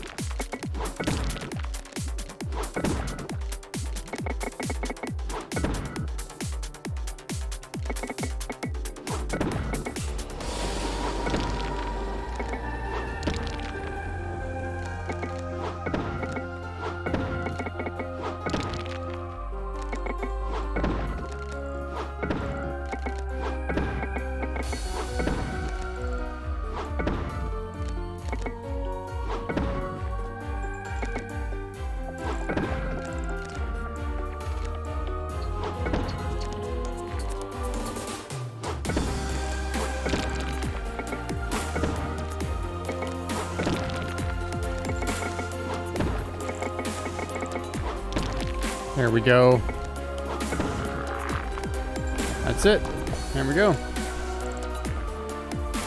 You're nervous about flying next month? Have you told me about that?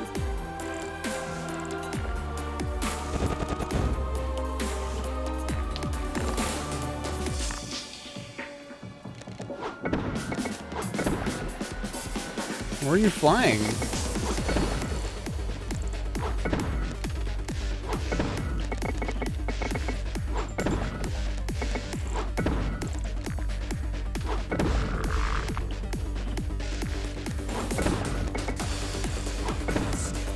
We have a work thing in New Jersey.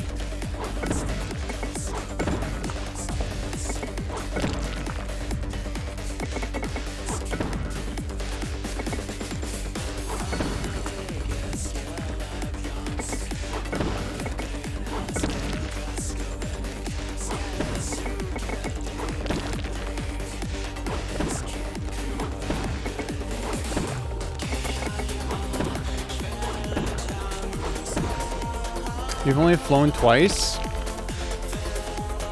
Well, flying... I think flying itself isn't so bad. What about flying is making you nervous?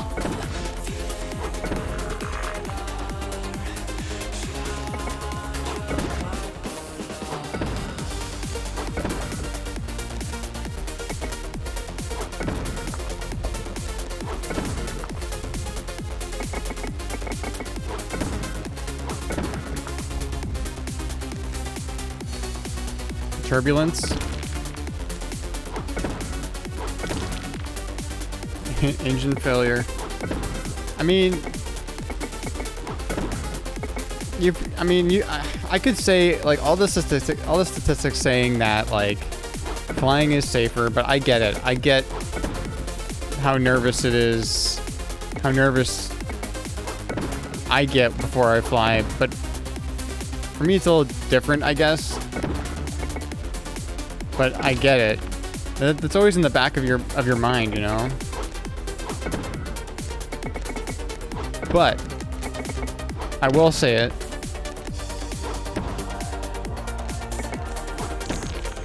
Statistically, flying is safer than driving.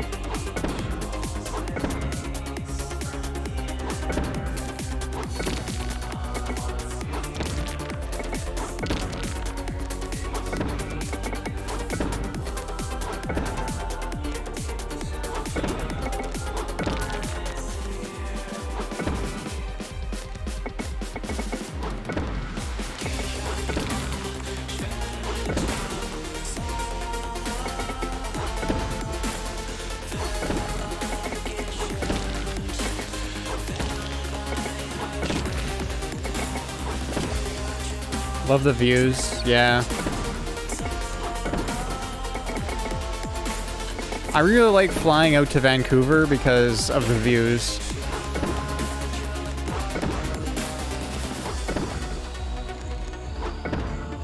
Landing at Vancouver International Airport is pretty neat.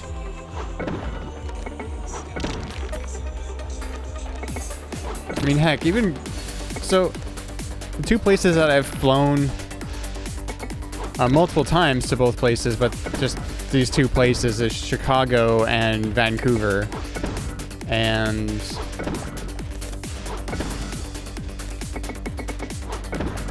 flying into Chicago in winter isn't like the most pretty thing, but the last time I did it, we were landing at sunset, and that was pretty spectacular.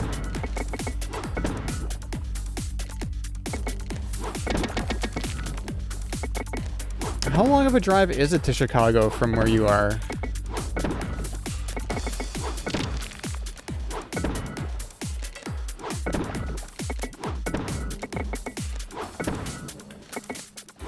$12 hours? I'm trying to think of how long it is from here, and I think it might be close. I'm not sure. I've only been in a car driving... Well, we were driving to Indiana, but we drove around Chicago to get to Indiana, and I think it's probably similar. 6 hours to Chicago for you.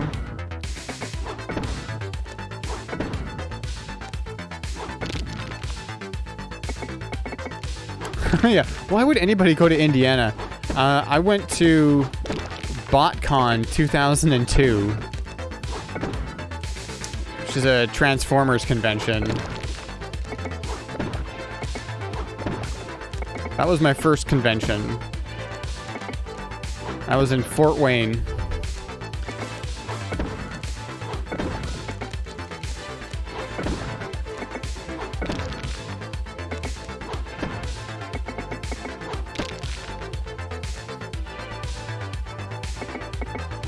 Oh yeah.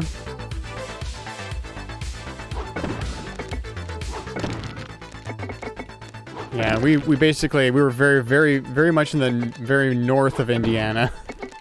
Fort Wayne is not very far south.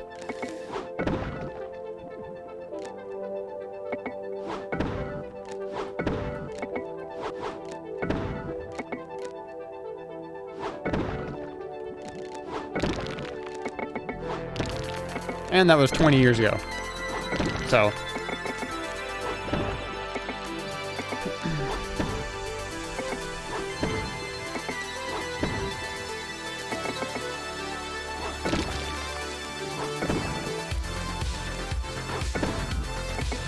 Kentucky also sucks.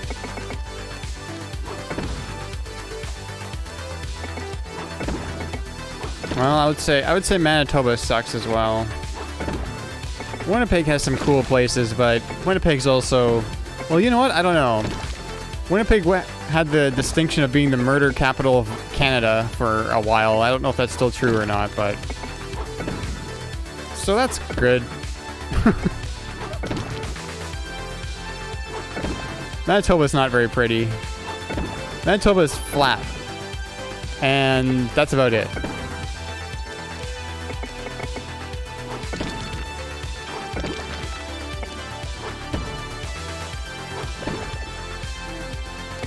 Going to Toronto soon. Quebec.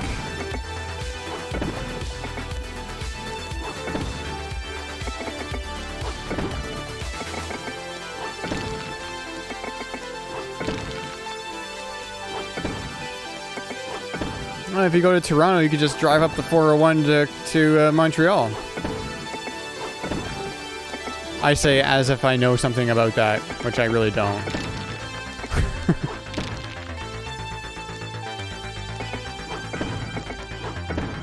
I just know that the 401's a very, very large freeway that connects southern Ontario to southern Quebec and into Michigan. Well, not all the way. It stops like maybe half a mile away from the border, but yeah, it's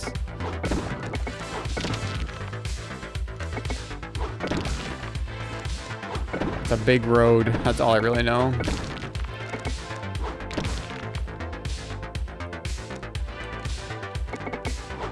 Montreal is very, very nice, apparently, although it's very, very French, and the French get a little uppity about English-speaking people.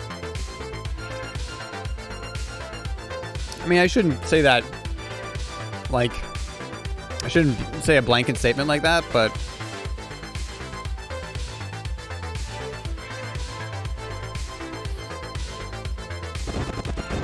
and I think Quinn could probably speak to that better than I could, so I think Quinn went to bed.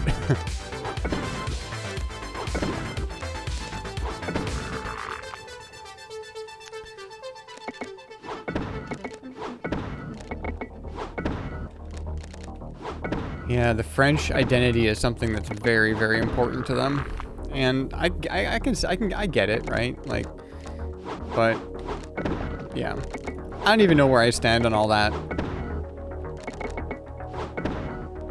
I don't want to get into that either.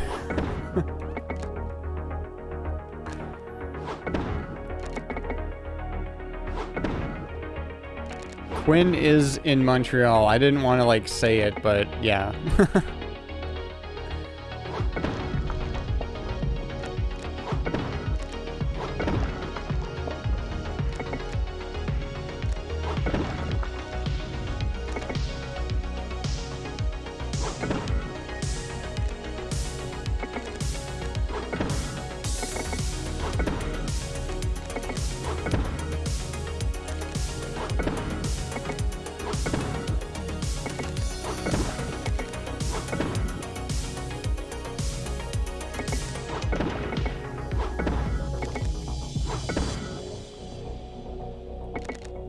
You can go to Germany.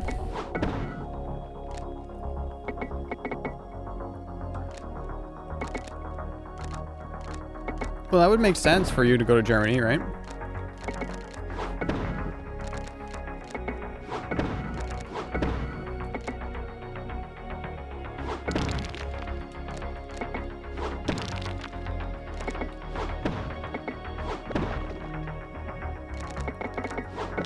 I would like to go back to Germany.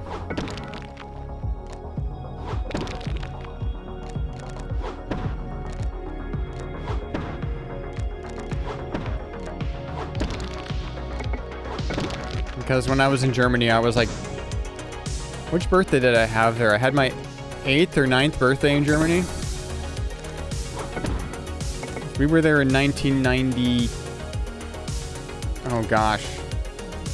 Well, it was 1991 or 1992, I'm not sure, but probably 92. So 9th birthday I had in Germany.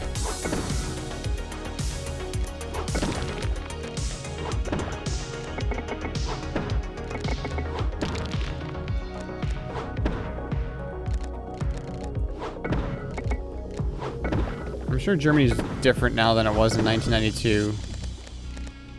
92, that wasn't long after reunification, so that's... I just remember high-speed trains, riding bikes through the Black Forest, and my uncle was a radio DJ on Canadian Forces base there, so I remember going to the base. That's why we were there.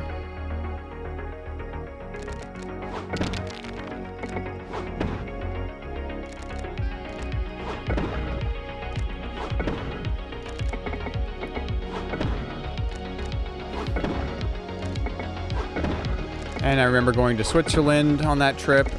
We were there for a month. We were in Germany for a month, and we kind of traveled around. We went as far north as Amsterdam.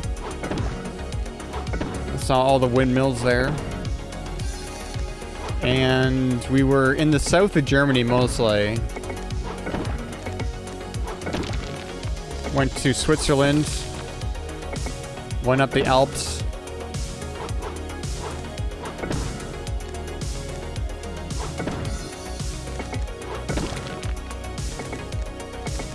But this is all like when I was just a kid, and I just have like vague memories of everything.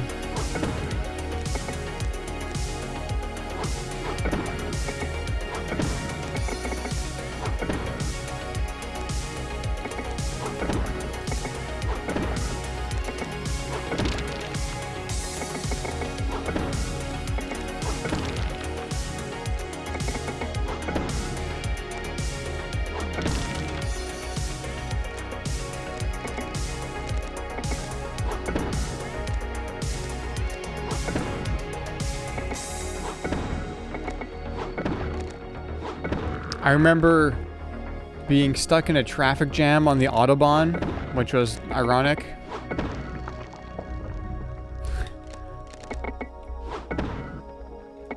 We were on a bus. I think we were on the bus coming back from Amsterdam, if I'm not mistaken. And then we were stuck in a traffic jam on this bus.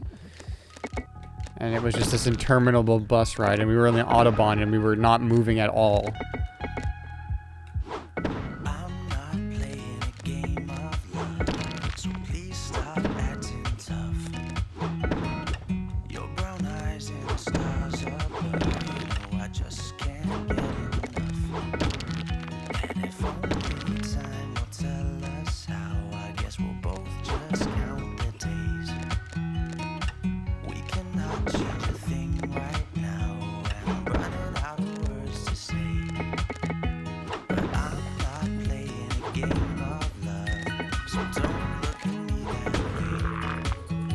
EF or NFC.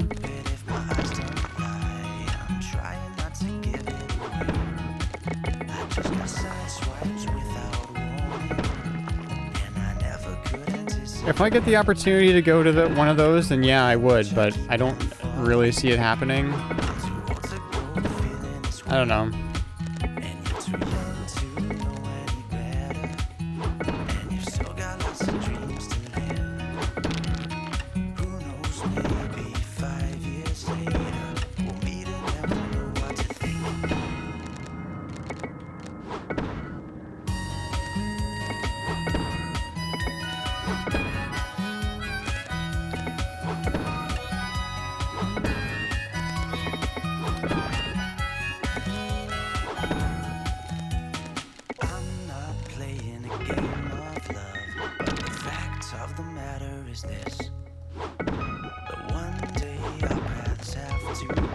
Oh, you have a friend like that too? I mean, yeah, I know. I feel the same way pretty much. I also have a friend that's like so into VR chat. And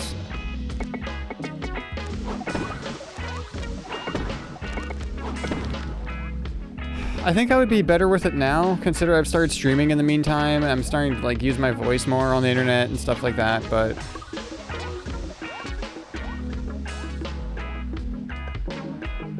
one thing for me is when people have bad audio. It's not, so part of it is my voice, and it's, you know, there's weird gender things that in my head about that, but I'm trying to put that aside, especially for streaming.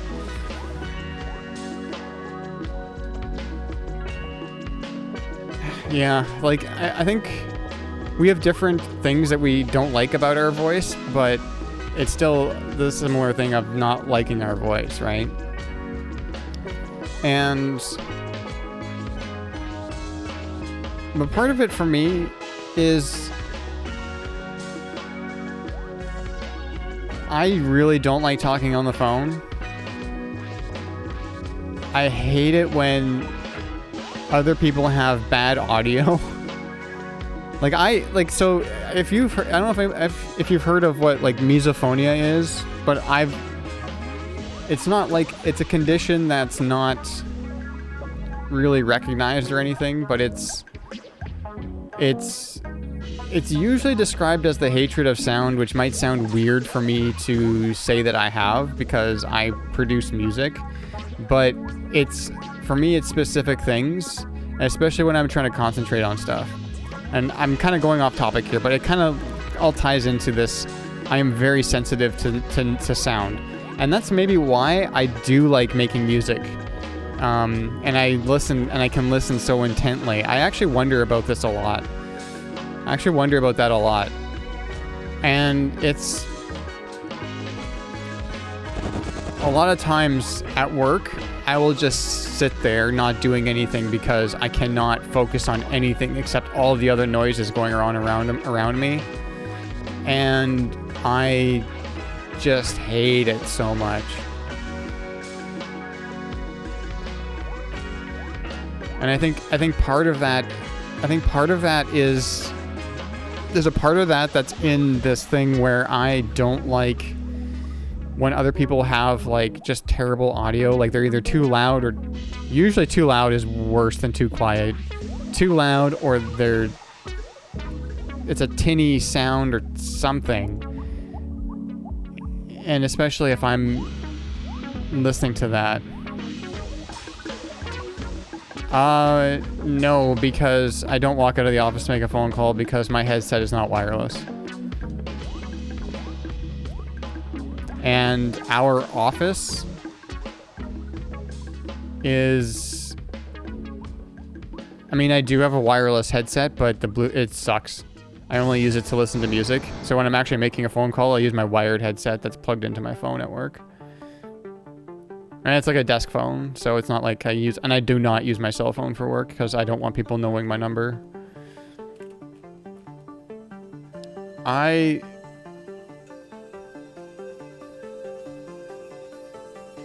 Our office is also very open plan, like there's no walls, so I hear everything.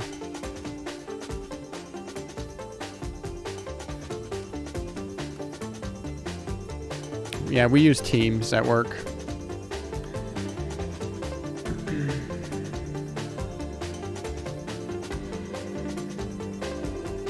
We use Teams for like inter-office communication, and then we're our own phone company. Like the company that I work for, we are a VoIP provider. So we are our own. I mean, we go through a cloud phone provider, but we're our own phone provider at work. So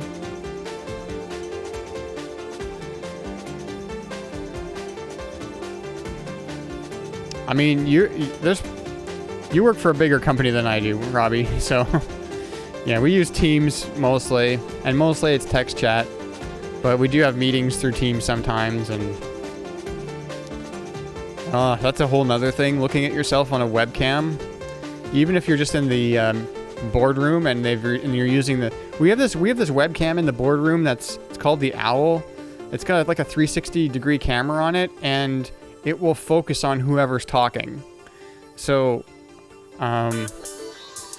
even if you're in the boardroom and you're not specifically on the webcam the whole time, whenever you say something, then your face is on the screen, and it's awful.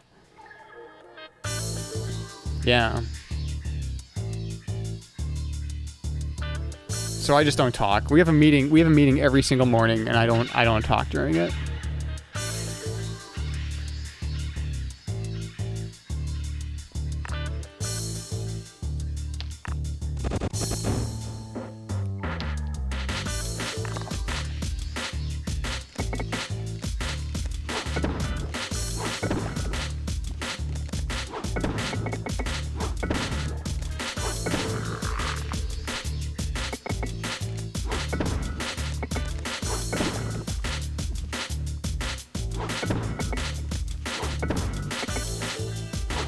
Yeah, I don't know. Work's been super stressful lately. There's been a lot of things that have been stressful lately, and I just feel like...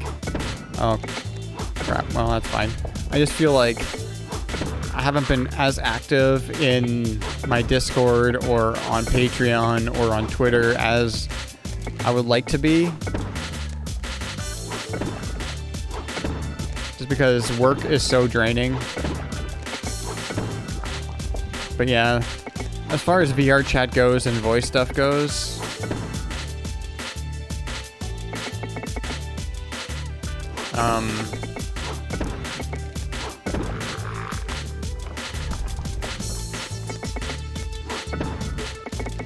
I am very, very good.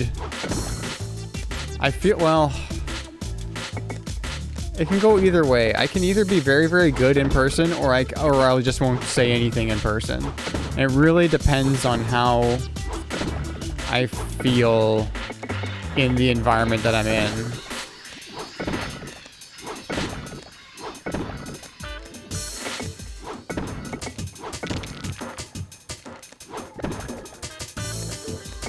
It's funny because, you know, you often see like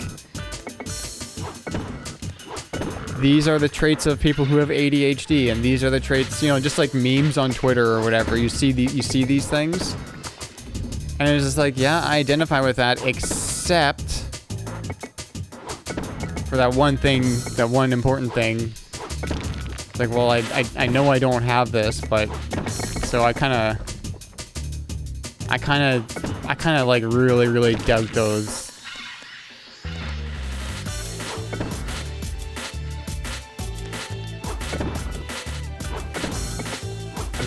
like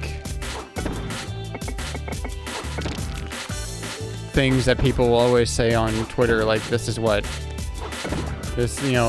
very ADHD thing, or this is a thing that autistic people do or something, and you're just like, well, yeah, I relate to that, but I obviously do not have the thing that they're trying to say that is what that indicates. I don't know if I'm making any sense. And if people identify with that, and people say, yeah, that's exactly me, and I have this thing, and that makes a whole lot of sense to me, I'm like, great. But for me, I kind of sort of identify with it, but then there's certain things that I don't, and it's just like, it's all weird. I don't know, it's... and so it kind of like puts it in my head. I was just like, well, maybe I do have a little bit of ADHD, or maybe I am, like, I'm, you know, on the spectrum or something. I don't think I am, but social media really likes to make you think that you are.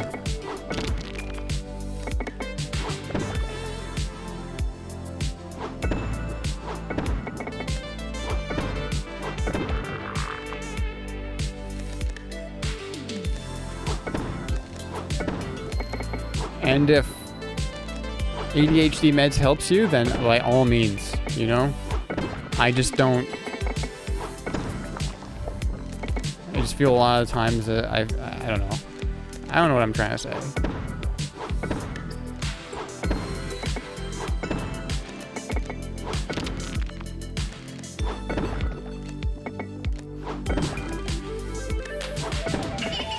It's like the case. So an example would be, like I just said, the times at work where I just sit there for half an hour because I cannot concentrate on what I'm supposed to be doing, and all I can concentrate on is everything else going on around me.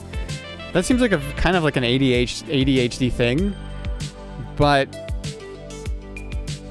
I don't think I have ADHD. You know?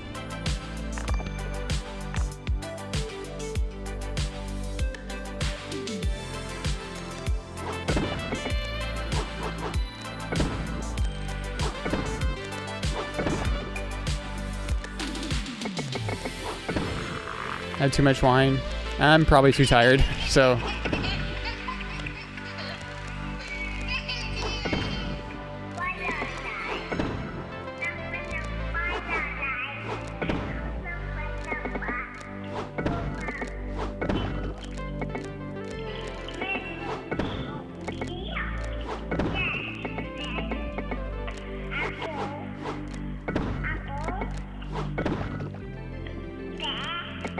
Well, I've been tired all day, so this is kind of how my day's been going. Work was hell. Yeah, I hear that.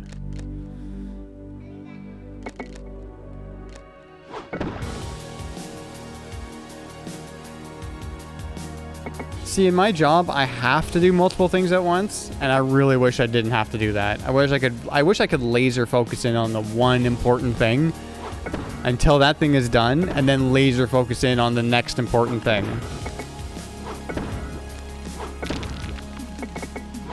Because when I'm at home, like this morning, I got up at 7 a.m. this morning because of a thunderstorm, but that's usually when I get up during the week anyways, so that was fine.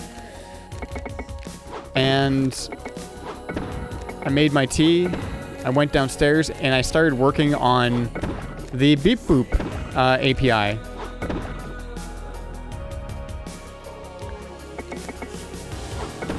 And I worked on that. I was laser focused in on that. I was laser focused in on that until like 11:30, still for like 4.5 hours. And I got it done. And then a little bit of testing over lunch, and then it was done. And that's how I am with music too. I can't just do like 15 minutes of music and then put it down. Because if I'm on a roll and things are being accomplished, I just want to continue going and going and going until I'm so tired that I can't anymore. And then a trick that I do is I do leave something unfinished so that I can come back to it and start going on it again.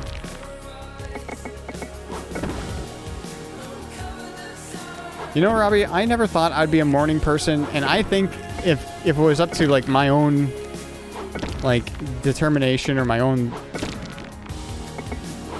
just up to me, I probably would be not a morning person, but I am finding now that if I get up early in the morning and just start working on something, my mind is so much clearer than in the evening.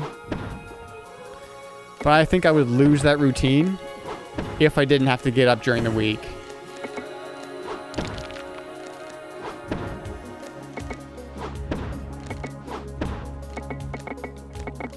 I do feel like I'm most productive in the morning these days. And I've often kind of thought, well, what if I streamed right now? Like, what would that be? What would a morning stream be like, you know? There's a couple of streamers that I follow that stream early in the morning.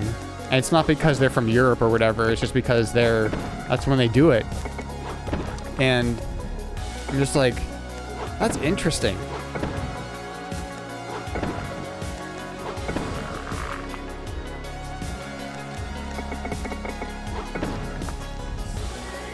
Tell yourself to go to bed at 10 and reset my schedule, or reset your schedule.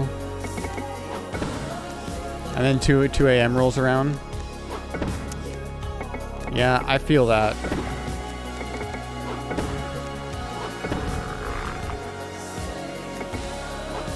I used to work on music until like 2, 3, 4 in the morning. Way back.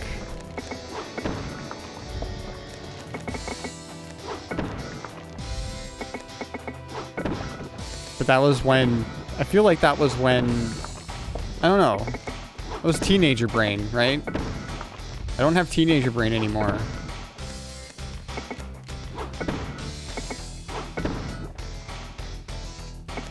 It's me or Dr. Ho.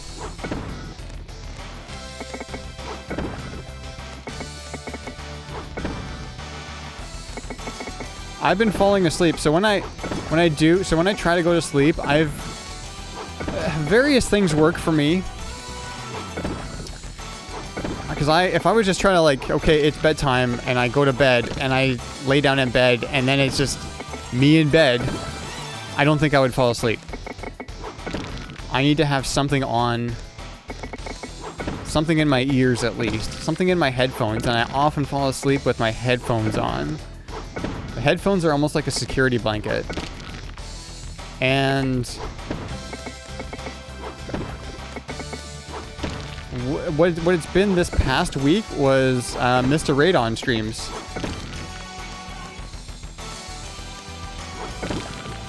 I sometimes listen to music. I sometimes put on the Blade Runner soundtrack. I'll put on the Global Communication album. What else do I put on as far as music? Moby's album sometimes. Moby has some... He's got 2 albums that he made that are specifically for sleeping.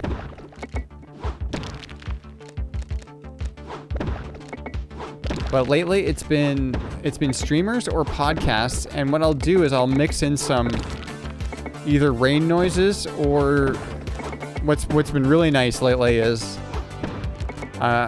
fire crackling in the background of whatever I'm listening to / watching, and that puts me out in at most an hour. Usually within half an hour I'm out. And then sometimes I wake up like in the middle of the night and I'm watching some completely unknown streamer because of the various raids that my browser has followed through. So if I fall asleep to raid on, then he'll raid somebody, and then they'll raid somebody, and then they'll raid somebody. And in the morning, sometimes I just look at my browser history to see who I all quote-unquote watched while I was asleep.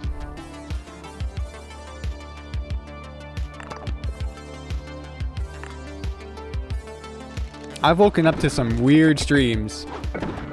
It was like, and you're still like 95% sleeping, and I don't know what's going on. There was one, I swear there was puppets on a farm or something. It was weird. But again, that could have been mixed in with some sort of dream I was having. I don't know. But I feel like there was... However I got there, through whatever amount of raids that took me there, it was like some stream, and instead of like VTubers, it was puppets. And I think they were playing some farming game. It was a weird thing to wake up to.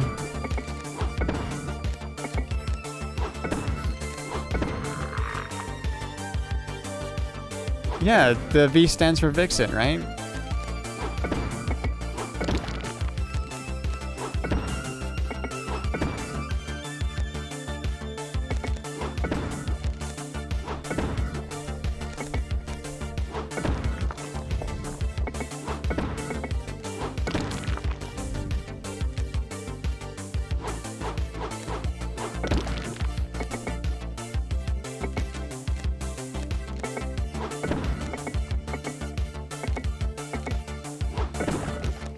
My gamble paid off. My gamble paid off.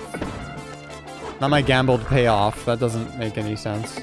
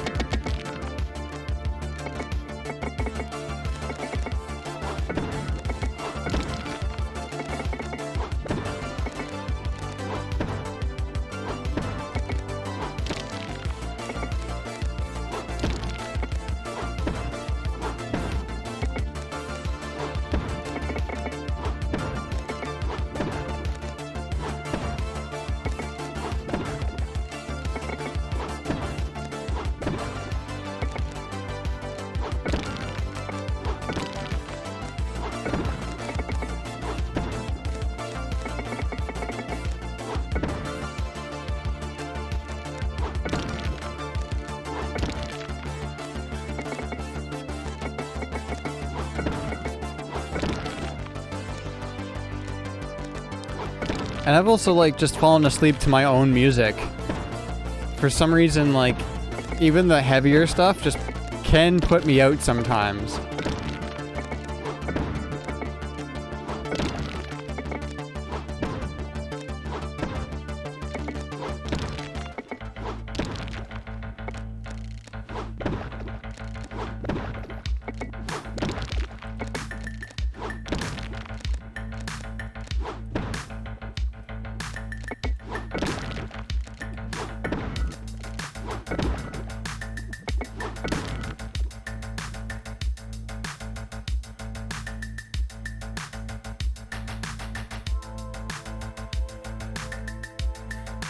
.405, that's not a terrible time.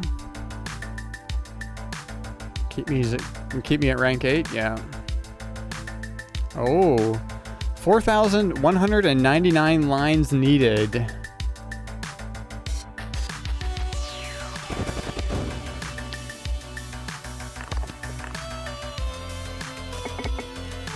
That's still a lot of lines.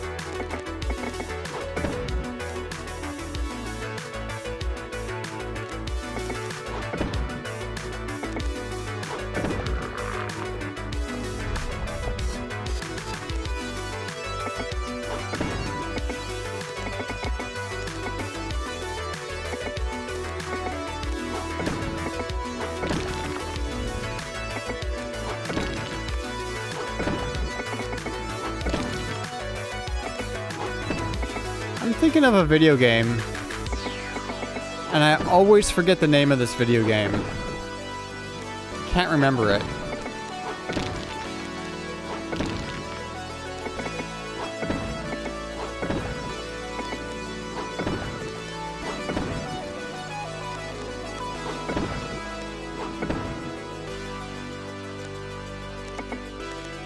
You're driving a car in this game, but it's like a hover car. But it also looks like an old car. It's like looks like a classic car, but it's a hover car. And it's futuristic, but the car looks like it's old. And this game was like, I want to say it was like mid-90s. It's kind of mid-90s era. What else? Very futuristic setting. The level I can think of, or the track, or the city, or whatever it was a bunch of, like, looked like overpasses that they were just kind of in the sky. And then there was, like, a main section with these kind of like plateaus, of square plateaus. I don't know. Hard to explain. You could shoot as well. You would shoot other cars.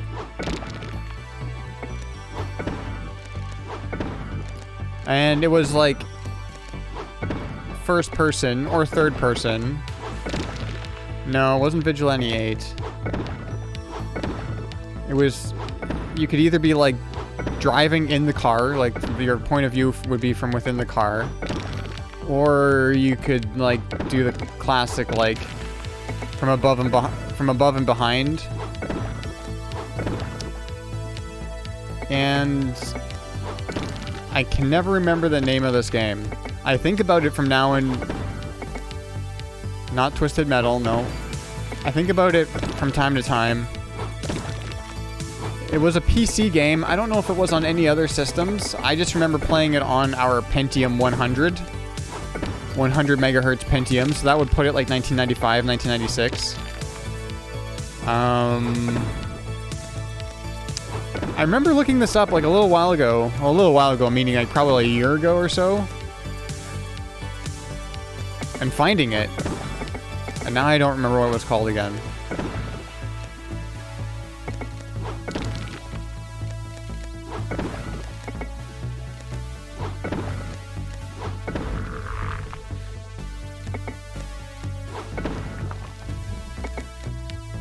That was a bad move.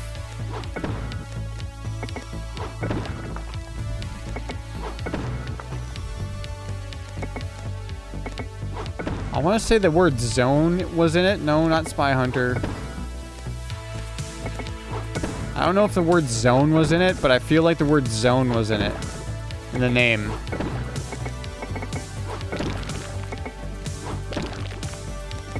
I'm pretty sure it was a DOS game.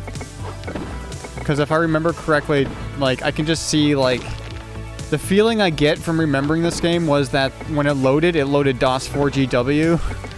And it had, like, the, you know, the DOS loading text go across the screen. Just like Duke Nukem 3D or any other game of that era.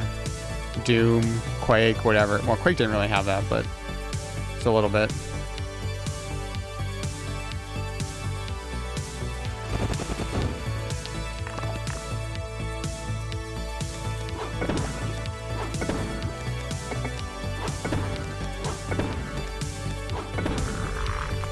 Nope, not Interstate 76. This was like very futuristic. Like there was nothing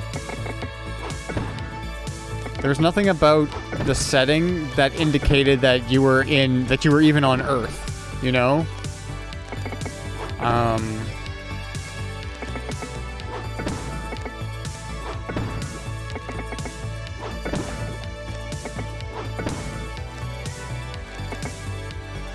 No, not Death Drome.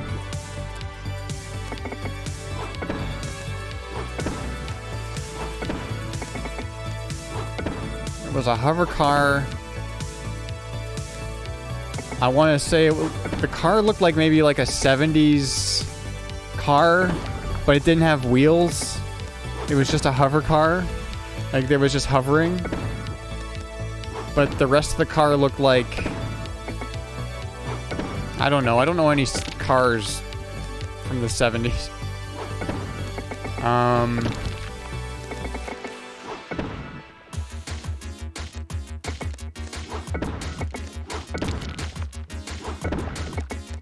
Like kind of a muscle car, but a hover car.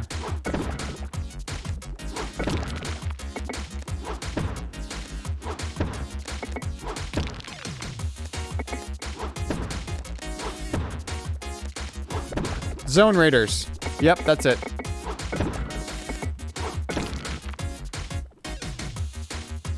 I knew Zone was in the title.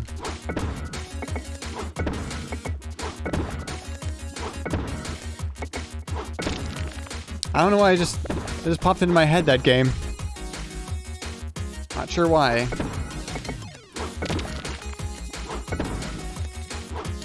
Because my brain always goes to like Zone 66, which is not that game. Zone 66 is a different game.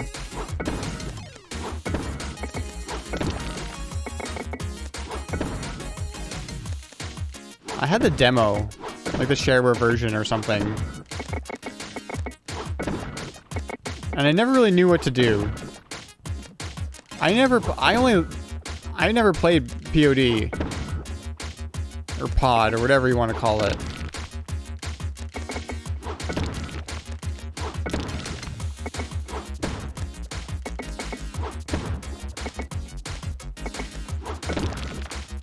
I never even heard of that until I saw it on LGR, actually.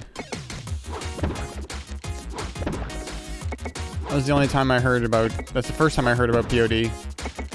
Unless you're talking about the band. Which we're not.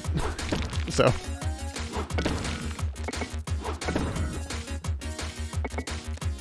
Okay, it's just Pod? Okay. POD is the band.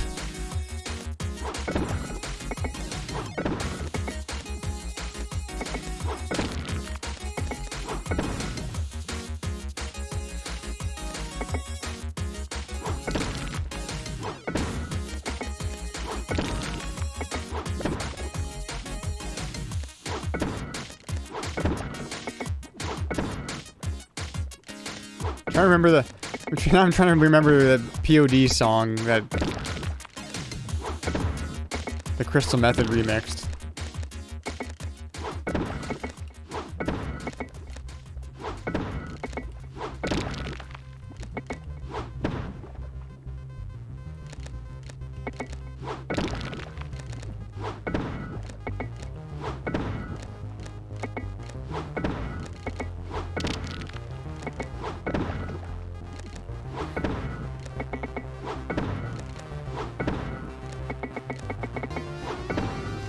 But it's hard for me to remember other music.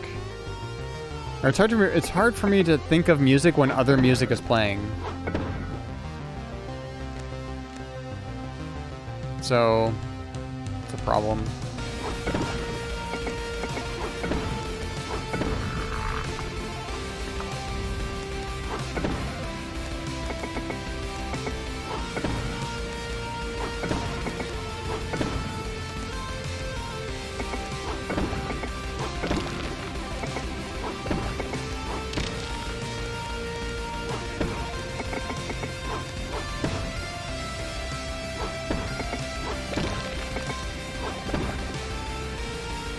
Computer has a hot in there. It's usually hot in down here, even in the basement in summer, but this has been not too bad.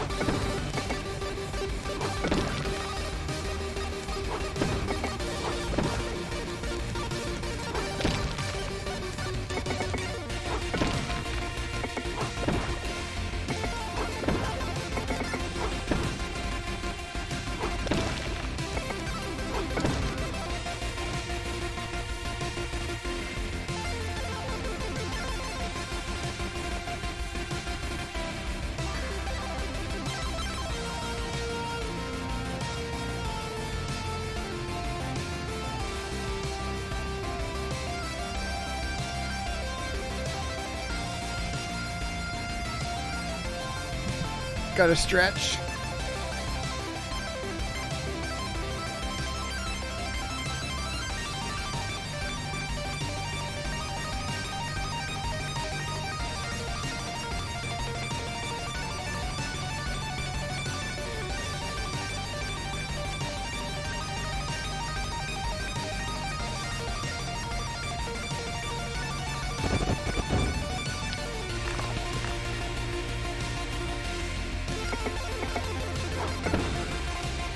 You need water? You should go get some water.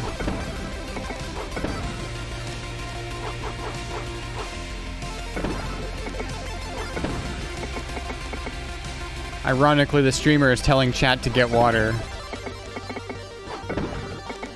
Usually that's the other way around.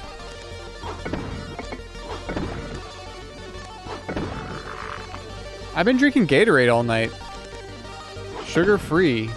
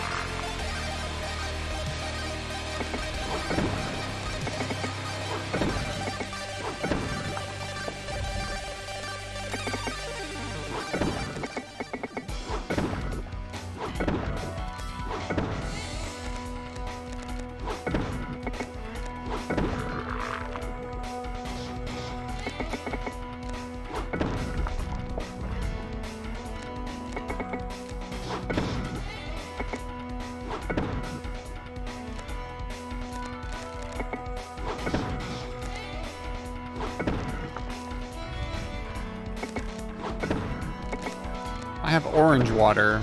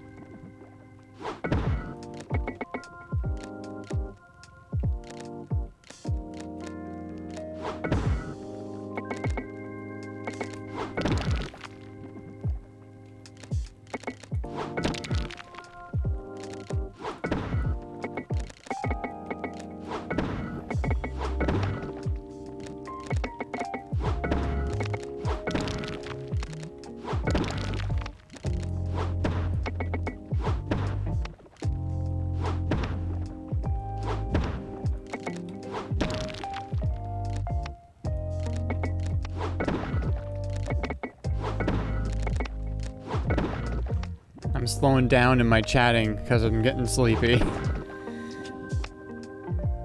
This is a very chill beat. This whole album, or this is, I guess it's an EP.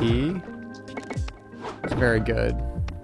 I don't know how many times I can say on stream that OSC is very good, but OSC is very good.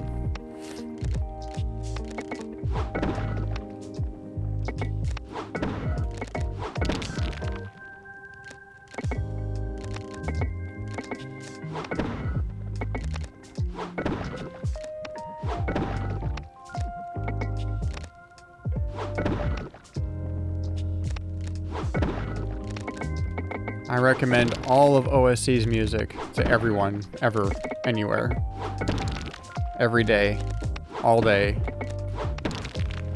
Till the end of time.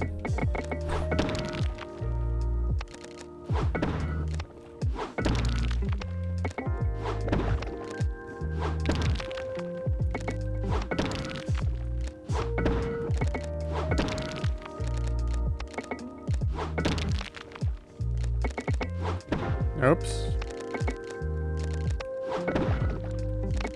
All day and all night.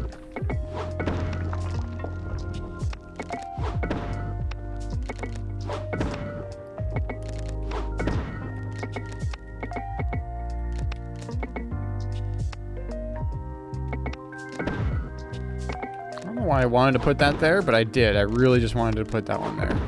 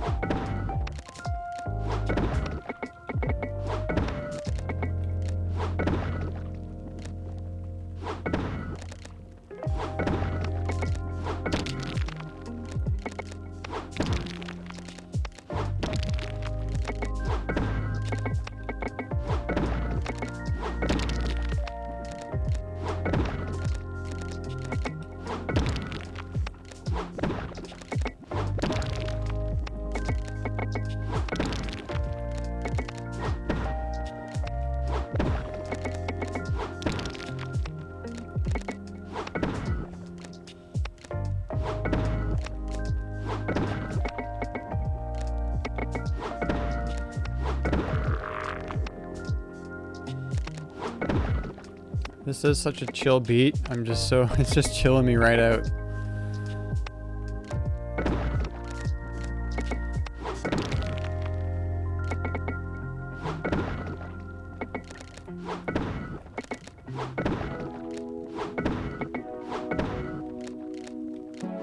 then it's like, what is it gonna play next? Not as chill, but still OSC. Some more OSC.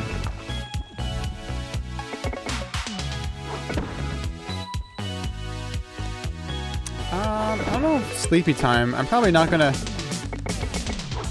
go to bed right after I'm done streaming or anything. I might. I don't know.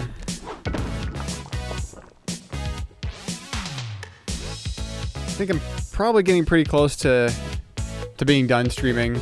This whole stream tonight was supposed to be a test of the new Beep Boop system, and it appears that it was a successful test. So.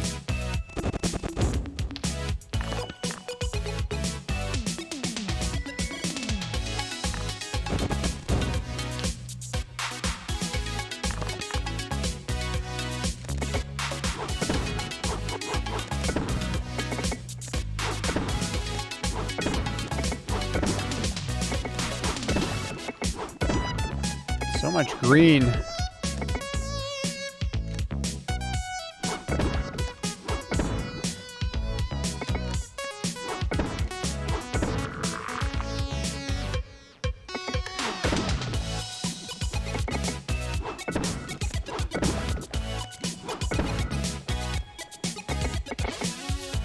I don't think the beep boops are too distracting in this stream, but I don't think I'm gonna have them on tomorrow for Mass Effect 2. I think I'll turn them off for that.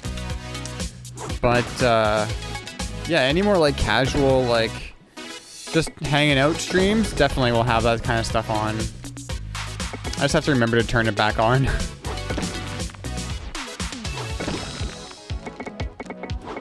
I remember to turn it off tomorrow. But I also want to come up with some other things. Like for channel point rewards.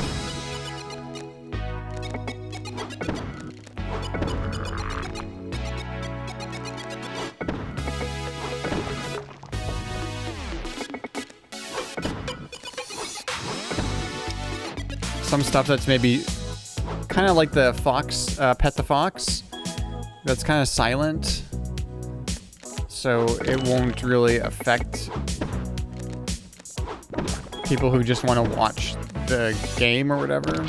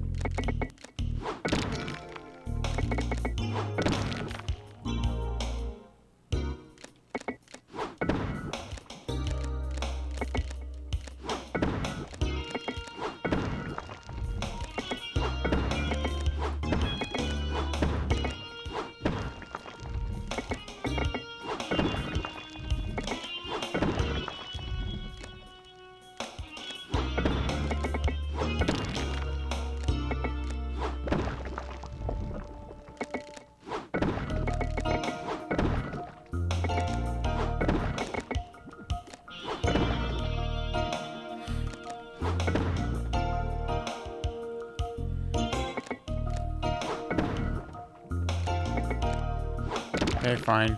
I'll destroy that. I'll destroy that.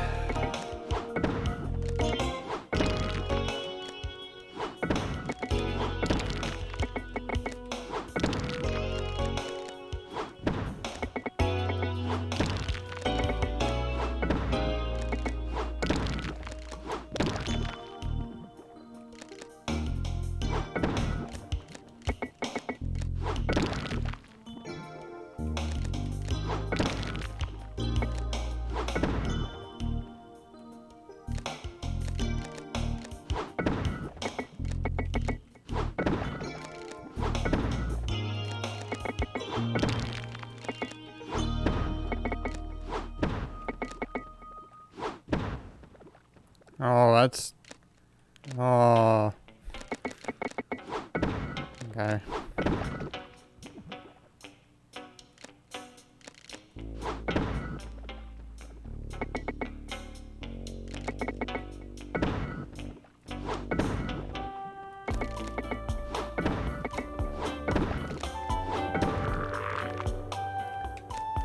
That was poor.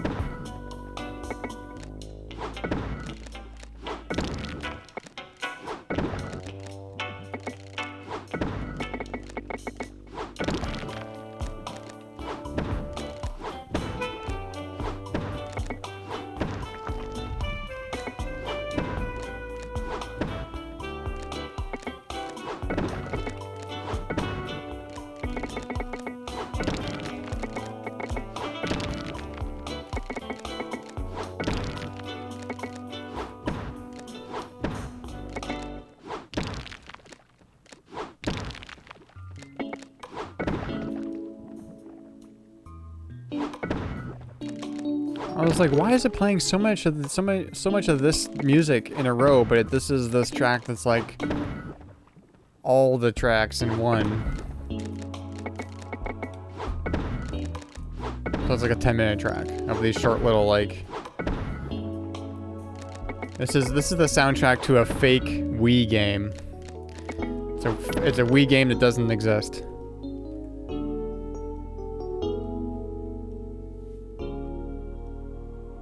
Called Salaryman Simulator 3.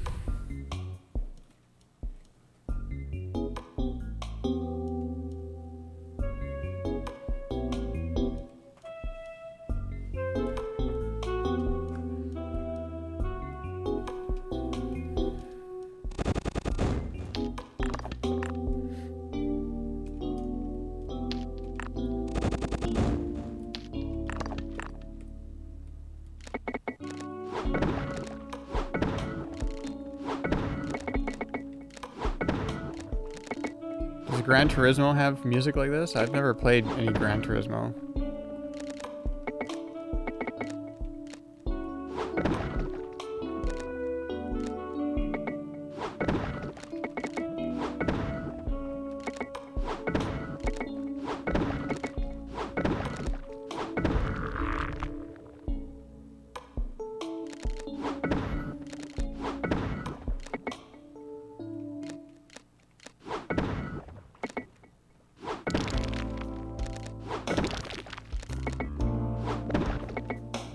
Oh, look at this. Here we go.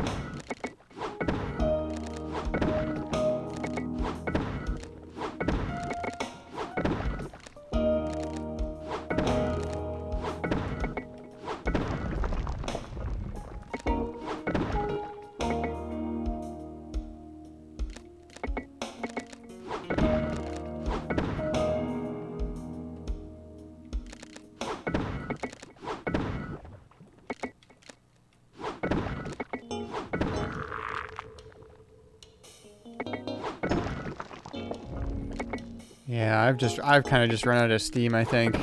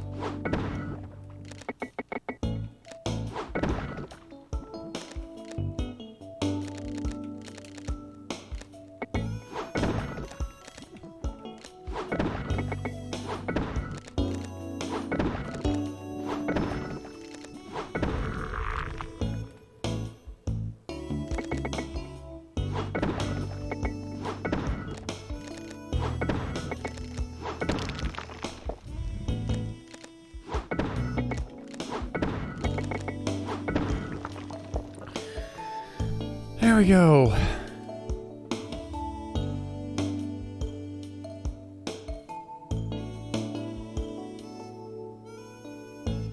Alright, so that was about 3 hours of streaming.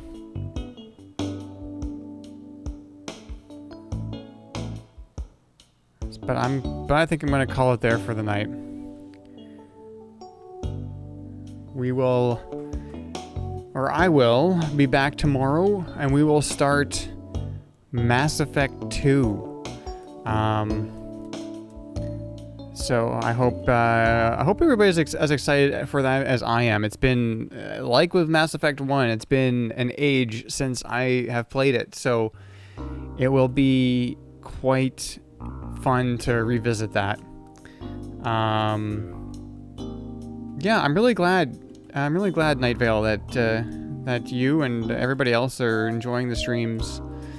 Because I just want to hang out. That's all I want to do. I really just want to hang out, right? So, it's really, really good chatting. Sometimes I just like taking like a few hours and just hanging out with everybody and just chatting, and it's just like a nice way to interact with people that isn't just Twitter and other social media that can suck sometimes, so a lot of the time. So yeah, thanks everybody for stopping by, and we'll see you tomorrow, 7:30 Central as usual.